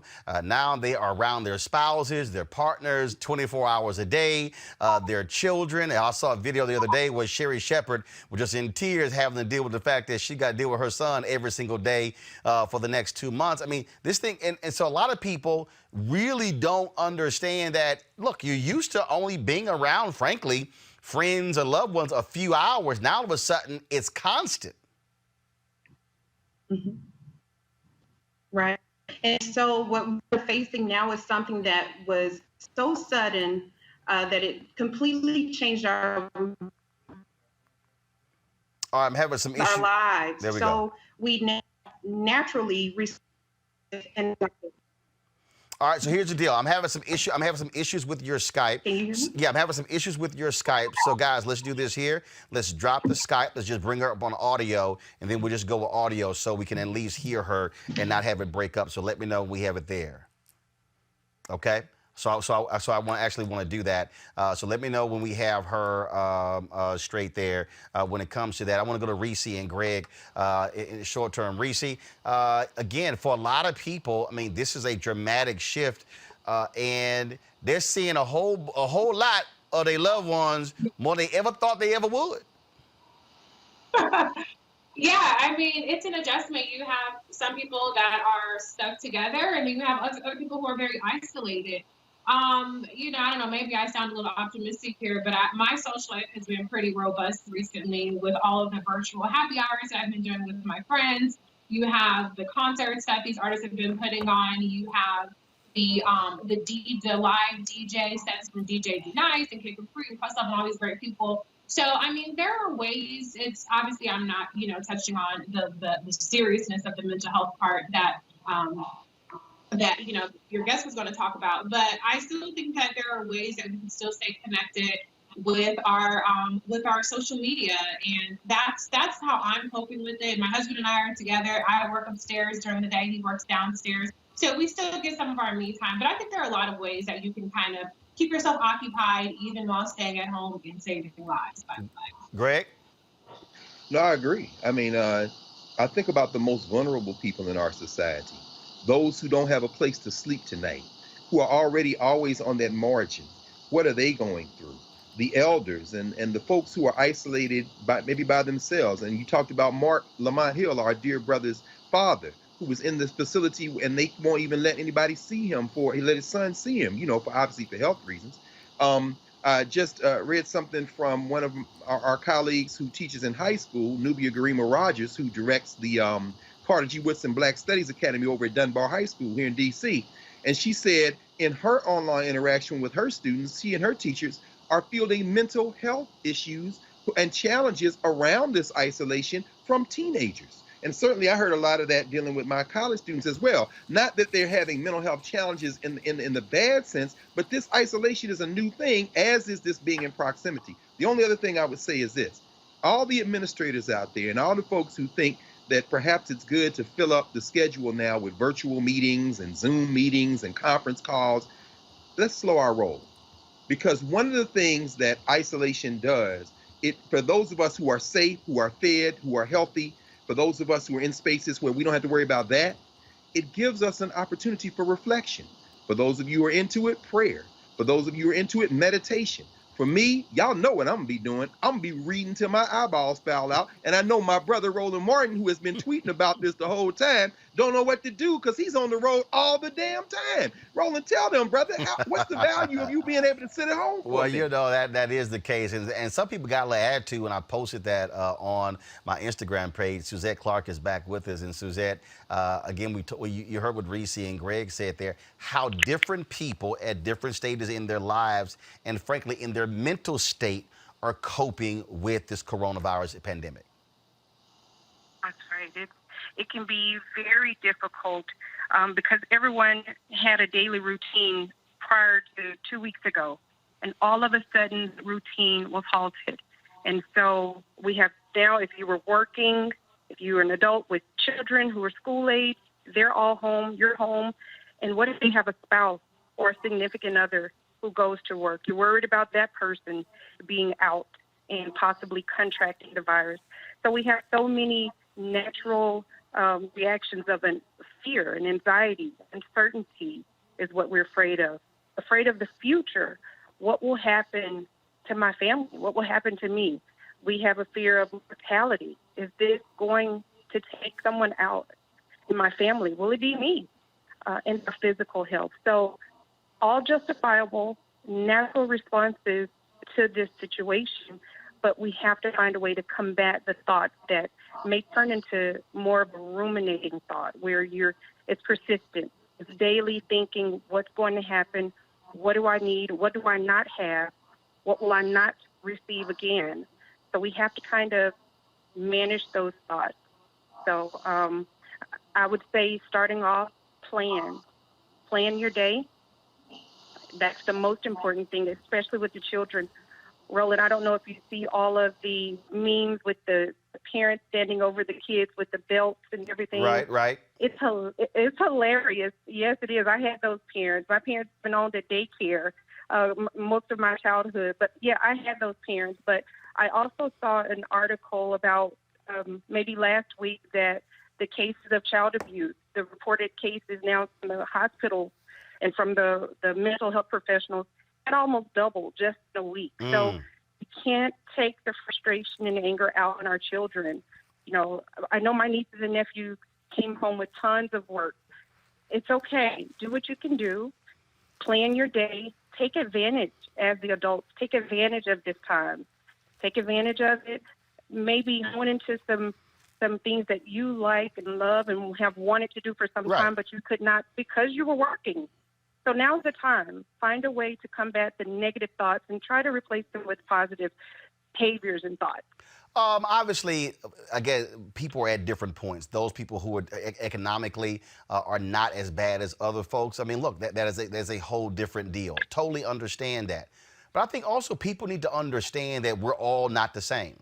That we all have different stations in life. The other day I was on last night I was on Instagram Live, and Aisha Curry went live because Stephen Curry, her husband, was setting up a drum set, and he always would learn how to play drums. So it's kind of like, well, I can use the opportunity to play drums. Greg was talking about someone like me who's an avid reader, and I think a lot of people also don't understand that, like, what's your life is your life. You know, Suzette, I posted something on my Instagram page and Facebook and Twitter page, and a whole bunch of people got upset. And I'm gonna read that. Here we go to my iPad. This is what I posted. I really don't get why folks are tripping about having to stay at home. Since I travel so much, it's great to be home for a full week, have unpacked suitcases and not planning multiple trips every month. I've never slept this much. This is not bothering me one bit. Trust me, I know this has been mighty disruptive to a lot of folks. And yes, I still drive in to do Roland Martin Unfiltered, but I think we often get so busy with our lives that we don't get to just slow it all down, think, relax, read, spend QT with family, use this time wisely. Then I had all these people losing a damn mind on my page. You don't know what people are going through. This is insensitive. This is arrogant. You're showing you're an elitist and you're privileged. And I said, I'm sorry. My perspective is my damn perspective. Everybody, and I said, I don't have to take into account the entire world situation. I'm simply sharing this moment and how I'm dealing with this here. Just like I'm not going to tell somebody else, well, you shouldn't share what you're doing or how you experience it. And this to me is the silliness that I think some people have when people can't step back and say, wait a minute, that's your experience, but here's mine and here's somebody else's. Right, and I think it can also be attributed to, again, the fears. Because to see someone post that everything is together, happy, and I'm in a world where I'm not happy, my house is a mess, the children are on my nerve, what do I do? You know, then I will lash out. But again, it goes back to taking advantage of this time personally. You know, do some personal reflection, make the most of it, because it's a situation that we have lost control of. You know, we were thrown into it. So what do humans do? We adapt. We have to adjust and, still comfort our loved ones, still check on our parents, all of the elder people in our family, make the most. They're going to be there either way. They're going to be there. So, again, do self-reflection, hone into some of the things that you have. Looks like we're losing. If you wanted to walk daily, that's the time to do it. All right, Suzette Clark, we surely appreciate it. Thanks a lot. We appreciate it. Thanks a lot. Thank you so much. All right then, folks. And so again, look, the reality is this here. People are going through different things and different experiences when it comes to this. The reality is it's happening. It's impacting everybody, and we have to understand that. Folks, also, don't forget, this also is an election year. And now all of a sudden, you've got candidates, Joe Biden and Bernie Sanders, trying to figure out, do they still participate in debates? Do they participate in dealing with campaigning? You got states deciding whether or not they're going to be holding primaries. All these different things that have been going on, and you still have the election in November. We have no idea if we're going to have mail-in by ballot and what's going on in that stimulus bill. That was some money with the states to help them when it comes to elections. So how do we deal with that? What do we do? Do we even care? Joining us is Gilda Daniels. She's associate professor at the Baltimore School of Law. We're going to have her on just in a second. Let me know when she's on, folks. She's also the author of The Crisis of Voter Suppression in America. What's interesting, Greg, is I blasted this conservative this morning who was whining. Mark Davis, he's a radio talk show host out of Texas, and he was whining about mail-in balloting. And Kristen Clark, the Laws Committee for Civil Rights under law, she's talked before about mail-in ballot has not necessarily the one thing that black folks do. We like going to the polls. But what was quite interesting when he started complaining about this whole deal by saying that this is just simply going to be, let me find the tweet here, how it's going to be encouraging massive voter fraud. When you have states like Oregon and Washington State that are completely mail-in balloting, and they have some of the highest voting numbers every single election, Greg. Yeah, in fact, I think it was the governor in Washington said that's what saved it with the impending coronavirus. You know, there was $400 million in this bill, but according to the New York Times, they just did an article on this. You know, that's about 20% of the $2 billion that voting experts would say was needed to do mail-in. Could this country vote completely by mail-in? Absolutely, they could. If you go back to the 1918 epidemic, you find that the voting tanked. It went under 40%. In national election that came up. If you look at the years before that, it was up over 50%. But I guarantee you this, if this country went to mail-in voting, in some states, it isn't even an option to come in. You have to mail, as you said. You would see a rise in voter participation, and that's what the GOP does not want to happen. The other thing I say, when you get your guest on, this is one of the challenges of not being here. If she was in the studio, I would pull her copy, my copy of her book that just came out one of these stacks and get her to sign it. So I can't wait to hear what she has to say on this subject. And joining us right now is Gilda Daniels, again, author of the book, The Crisis of Voter Suppression in America. Gilda, Mark Davis, I was just saying Mark Davis, a radio talk show host in Texas. He tweeted this: I would far rather postpone primaries than invite the monstrous fraud of hashtag voting by mail. Notice which side is all in for this disaster. You'll know all you need to know. Really? I mean, obviously he's a conservative talk show host, big time Trump supporter, and the monstrous fraud, no evidence, no nothing, just whining about voting by mail. Which, what else are you gonna do if you still have coronavirus impacting the nation?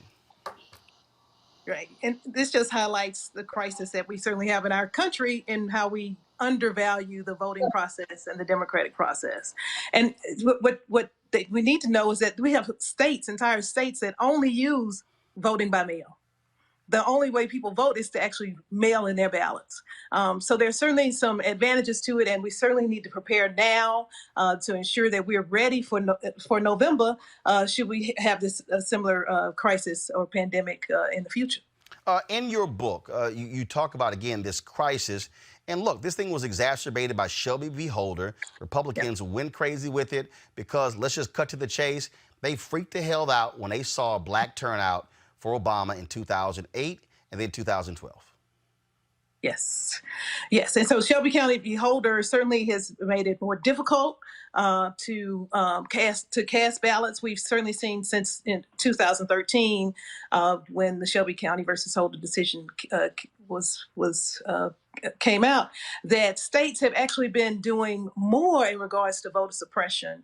Prior to Shelby, certain states would have had to gone through the federal government and get approval before they could implement changes like polling place closures or changing poll hours or eliminating or shortening the early voting period. But now, since they don't have to get that approval from the federal government, they are doing it without having any vetting whatsoever of whether or not these changes are impacting voters of color. And they are. We've certainly seen since Shelby that we've had massive voter polling place closures, also voter purges. I think you probably saw in the span of a week in January, Wisconsin and Georgia purged about 300,000 voters.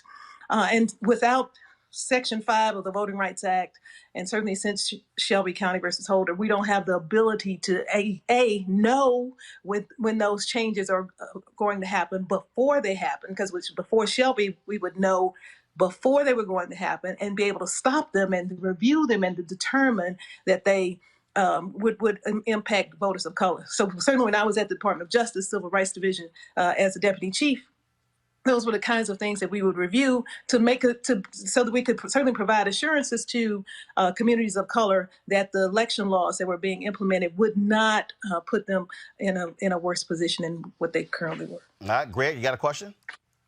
You know, Prof, I really think as you're analyzing the bill, and first of all, thank you for your work. It's very important. Thank you. Y'all got some real serious folks up there at UB. We'll talk about that another time. But you know, what do you think it would take to jailbreak this House and this Senate to push them to expand the amount of dollars? Because we know this is just the first of many bills. We got $400 million this time.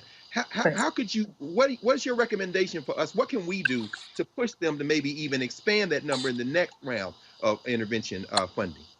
Well, we have to keep pushing. We have to certainly keep pushing in regards to the House and the Senate.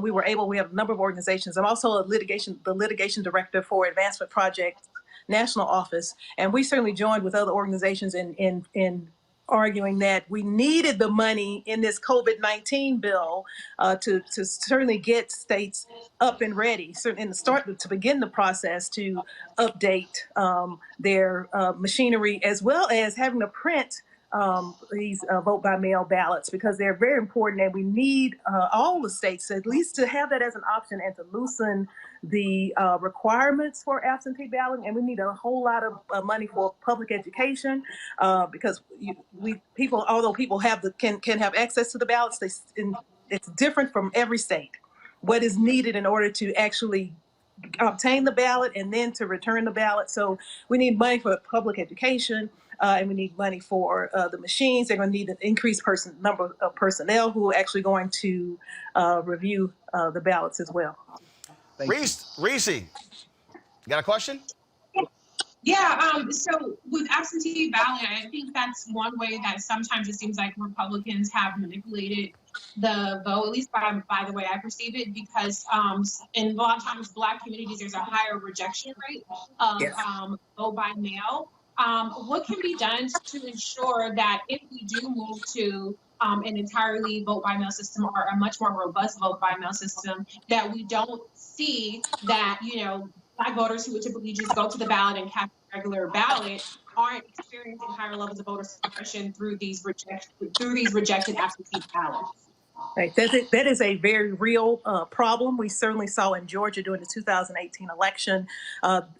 Candidate Stacey Abrams was actually encouraging people to use absentee ballots and to vote by mail. But we saw a very high rejection rate for voters of color. We saw in counties throughout the state of Georgia that people were being rejected on their exact match law, that if there was a hyphen missing or a period after Mrs. or something of that sort, something very minor, they're saying if their signature didn't match, those kinds of things were used as a basis to reject ballots. And you saw them rejecting about 50,000 ballots. And it's interesting to note that the Republican candidate only won by about 50,000 ballots, right? So how voting by mail has a higher rejection percentage than voting in person, and for particularly for communities of color, voting by mail, we actually have to have a culture shift,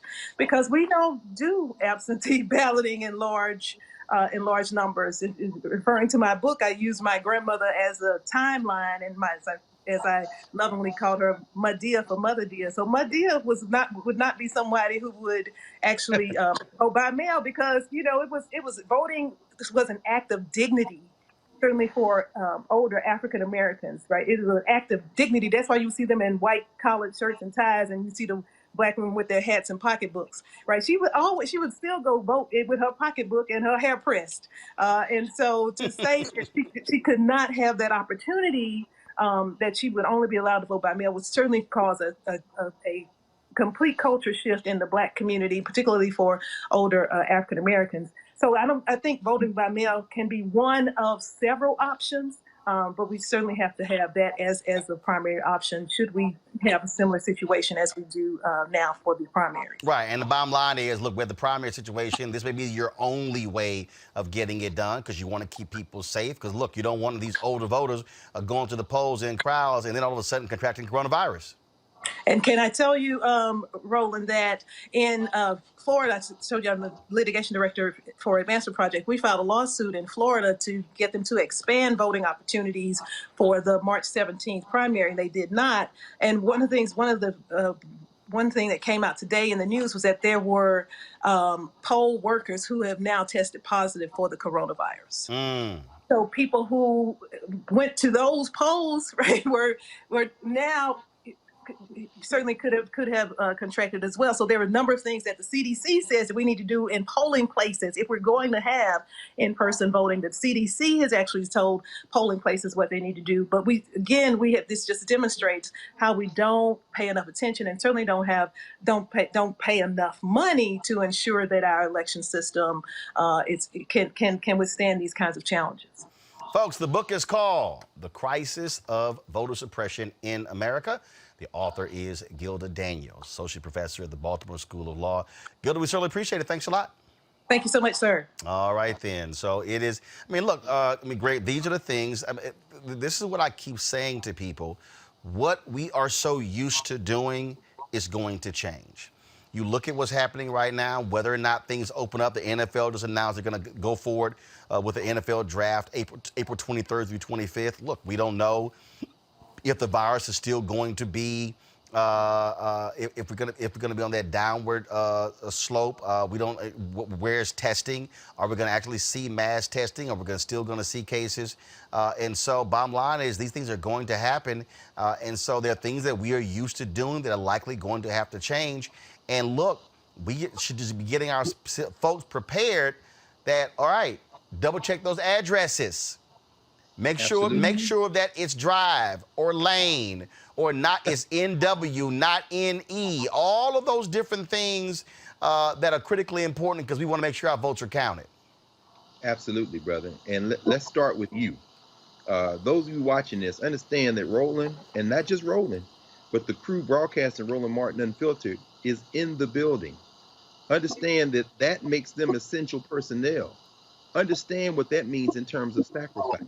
So as we think about those who are providing information for us, please keep them in mind and in prayer and keep them lifted up. That's number one. Everything has to change. Everything is going to change. What are we finding out? Of course the NFL is saying that. Why? Because baseball is gone. The NBA is gone. March Madness is gone. And people have turned away from watching ESPN and all these things because guess what they're finding out? If it ain't live sports, I'm not watching reruns. So they are terrified. This is a billions of dollar industry. People are now turning off reality shows. People are now saying, I'm saturated binge watching stuff like Netflix. Maybe it'll drive them back to doing some absolute study. But the point is that everything is about to change. As I said, Dr. Frederick was being gentle with it, but he still made the point, we're not even near the peak. These hospitals are getting ready to get overrun. Now, does that mean to panic? No, but what it does mean is that we now have to prepare for the world past the world we used to live in. And that means that as these institutions reform, whether it be a black church that can't get online, that's now going to have to look to something else, whether it's going to be an educator like me and all my colleagues at black schools who can now think about jailbreaking their classes and going into the cyber universe. And now when you say Harvard, what does that mean? I Googled and I saw somebody from Claflin College who knows more about it than anybody on the Harvard faculty. We now have to realize as black people finally that this is not even close to the greatest challenge we ever faced. Remember, we were brought here naked and in chains taken from our homes. So when we take a different kind of attitude, I was on a call Sunday with Paul Coates and Keturah Hudson and a bunch of the black booksellers in this country. Sankofa Books here in the city with Holly and Shriek Garima.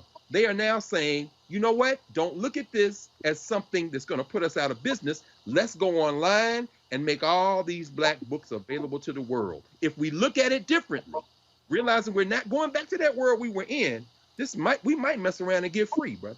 Reese?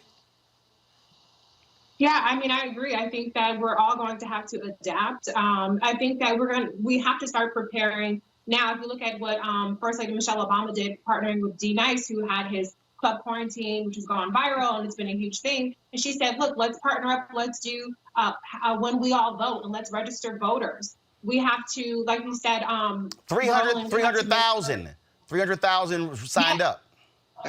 Yes, and this is in March. And so some people might feel like, well, that's too early. We have to get registered. We have to stay registered. We have so much education we're going to have to do in terms of understanding how we're going to do this new vote by mail thing. So there is a new landscape that we have to understand in terms of our civic participation, where people thought it was too much work to show up to the polls. Well, now you're going to have to learn how to absentee vote potentially. And so, yeah, and I also agree with Dr. Carr that this does present entrepreneurial opportunities. I mean, I heard some people, for instance, complain about Erykah Badu and the fact that she charged $1 for her concert. Well, I think people are going to, be thankful that Erykah Badu is one of the few people that said, no, I'm not going to give you something for free. I'm going to charge you $1 and set up that business model for other artists who aren't going to be able to tour for months on end. And so I think we are entering a new landscape. I think Black people are naturally entrepreneurial. Black people are adapt to the situation, and businesses are forced to adapt. There's so much adapting that we're going to have to do, right? Because we don't know how long this is going to last. So we have to hunker down, but we have to figure out new ways for some people to have revenue streams to maintain their livelihood. And I think it's going to, birth a lot of innovation for all of the heartache and all of the trials and tribulations it's going to cause. We are going to come out with a lot more new ways of doing business and living in our society. All right, folks. Look, coronavirus is often heavy, but there's still those moments where we have to have some levity. And so Montana reporter Dion Broxton from Baltimore, y'all, he provided this here. This video, he posted this video yesterday. It's already gotten 9 million views on Twitter. Check this out. Montana 3. Oh my God. Oh my God. Oh no, I ain't messing with you. Oh no. Oh no. Oh no, I'm not messing with you. Montana 3. Oh my All right, God. y'all. So folks are talking about this. Dion is a reporter with the NBC affiliate there in Montana, KTVM. He joins us right now. Dion, so I'm playing right now. So Henry, go to my iPad. After you got in the car, you then shot this video of the bison, and because people were like, well, where's the bison? So how far away were the bison from you?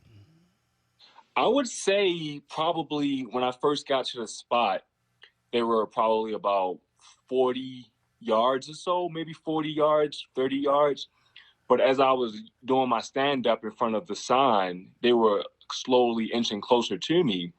And then the one that was in front of the pack, or the herd, I should say, made eye contact with me and kept kind of walking towards me. And I've covered probably 20 stories in Yellowstone since I've been here in Montana. And the rule is if you see a bear or a wolf, you need to be 100 yards away.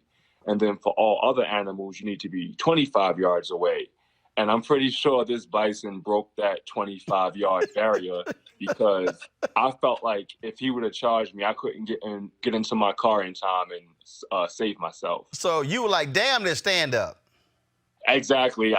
Some people applauded me for taking the camera, but thinking back on it, I probably should have left the camera too. Now you were also shooting, so you were shooting your own stand-up. Yep. So you're a one-man band reporter. Yep. All right. So you were born. I take it you were born and raised in Baltimore, right? Yes, sir. And what is it, Towson? Where did you graduate from and when?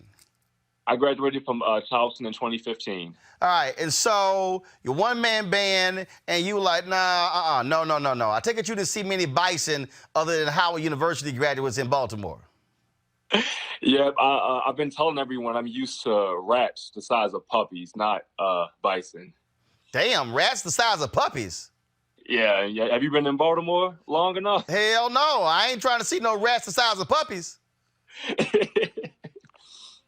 No. So, again, this thing has got 9 million views on Twitter alone. It's all over YouTube and Facebook. What was the response of your colleagues at the TV station? They were happy. I mean, you know how TV stations are, whatever can promote their brand. And they posted the video separately on, Facebook, Twitter, and Instagram. So it helped their numbers, and I'm pretty sure a bunch of people followed the TV station since seeing my video, so they're all for it. So how do you now feel being a meme? Henry, go to my iPad. So all of a sudden now, the look that you gave is going to be used for all sorts of purposes on social media.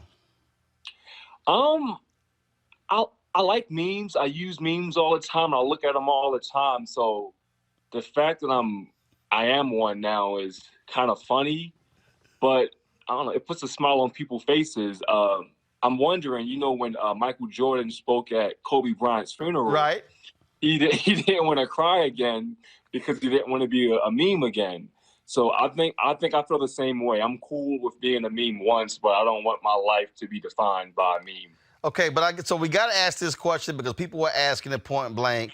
How the hell did a black man get to Montana to be a reporter? Damn. So look, when I was sending my reel out on YouTube to different places, I didn't send it to Montana. They found me. So I think Montana was not on your list. No. I bet Montana, North Dakota, South Dakota, Idaho didn't make the cut. Nope. And I was talking to places in the Midwest, places in the South. But when I was talking to my bosses, when they reached out to me, they've been here for a long time. And what was attractive to me was if you're in a community for a long time, you pretty much get the gist of the land. And the other places I talked to, I think the news directors and the people working there were there for maybe a year or two. Versus here, people been here for 15 years, 10 years, 5 years. So I'm thinking these people must know what they're doing. And honestly, they put in the most effort talking to me. Sometimes people make you feel like family and others make it feel like business. And here they made it feel like family. And I thought to myself, there's no way in hell I'm going to White Montana. And after a few phone conversations, I think my boss said, you passed the drug test, your background check came back clear. So if you want to move forward, I can send you the contract. And I said, okay. And I thought to myself, I said, oh my God, I'm going to Montana. And I've been here for a year and 10 months now. Year and 10 months. But I'm quite sure with approaching 10 million views, there may be some news directors in other stations around the country who say, hey, give that brother a call and see if he wants to get out of Montana. I saw one lady, I think she posted on Twitter, she said, somebody get that man out of Montana and get him a job in Atlanta. So I wouldn't complain about that. Well, Dion, we certainly appreciate it, man. Thanks for responding to my email. Look, bottom line is we've all done those videos where people want to make fun of, but it was certainly a hilarious video, but you were not playing with those bison.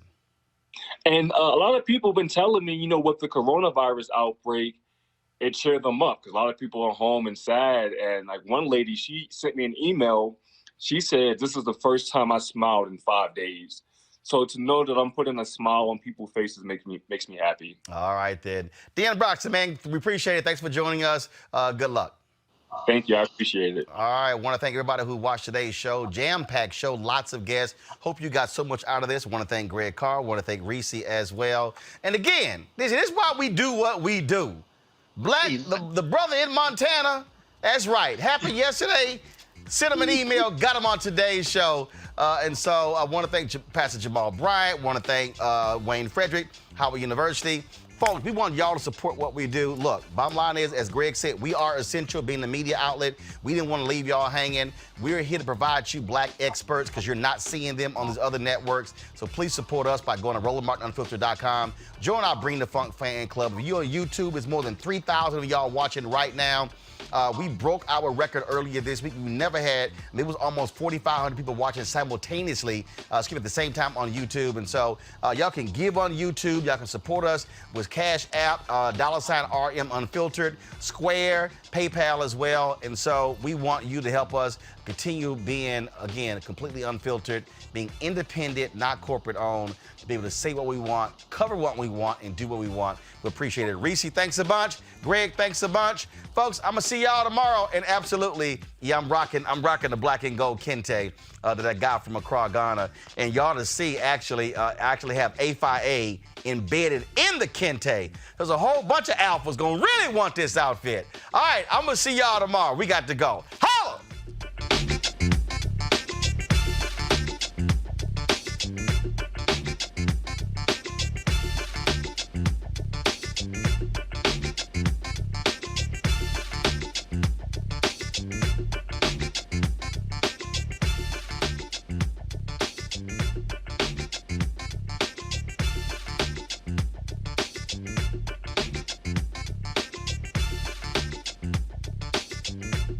You want to check out Roland Martin Unfiltered?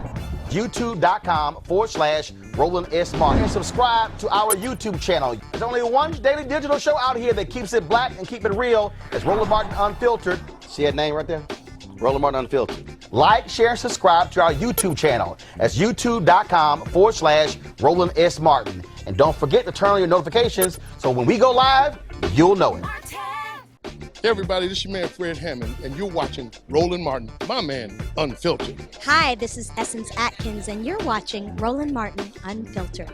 Hey, yo, Peace World, what's going on? It's the Love King of R&B, Raheem Devon, and you're watching Roland Martin Unfiltered. Hi, my name is Brescia Webb, and you're watching Roland Martin Unfiltered.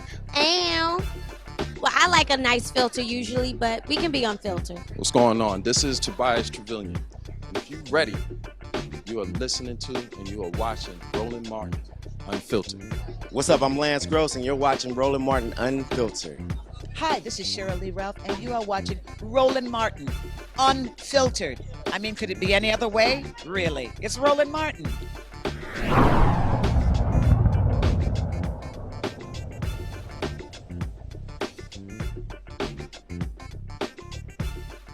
You want to support Roland Martin Unfiltered? Be sure to join our Bring the Funk fan club. Every dollar that you give to us supports our daily digital show. There's only one daily digital show out here that keeps it black and keep it real. As Roland Martin Unfiltered. Support the Roland Martin Unfiltered daily digital show by going to RolandMartinUnfiltered.com. Our goal is to get 20,000 of our fans contributing $50 each for the whole year. You can make this possible. RolandMartinUnfiltered.com. Hey fam, want to check out Roland Martin Unfiltered? The blackest show on all of digital, cable, and broadcast. Check out our audio podcast. There's only one daily digital show out here that keeps it black and keep it real. As Roland Martin Unfiltered. Press play.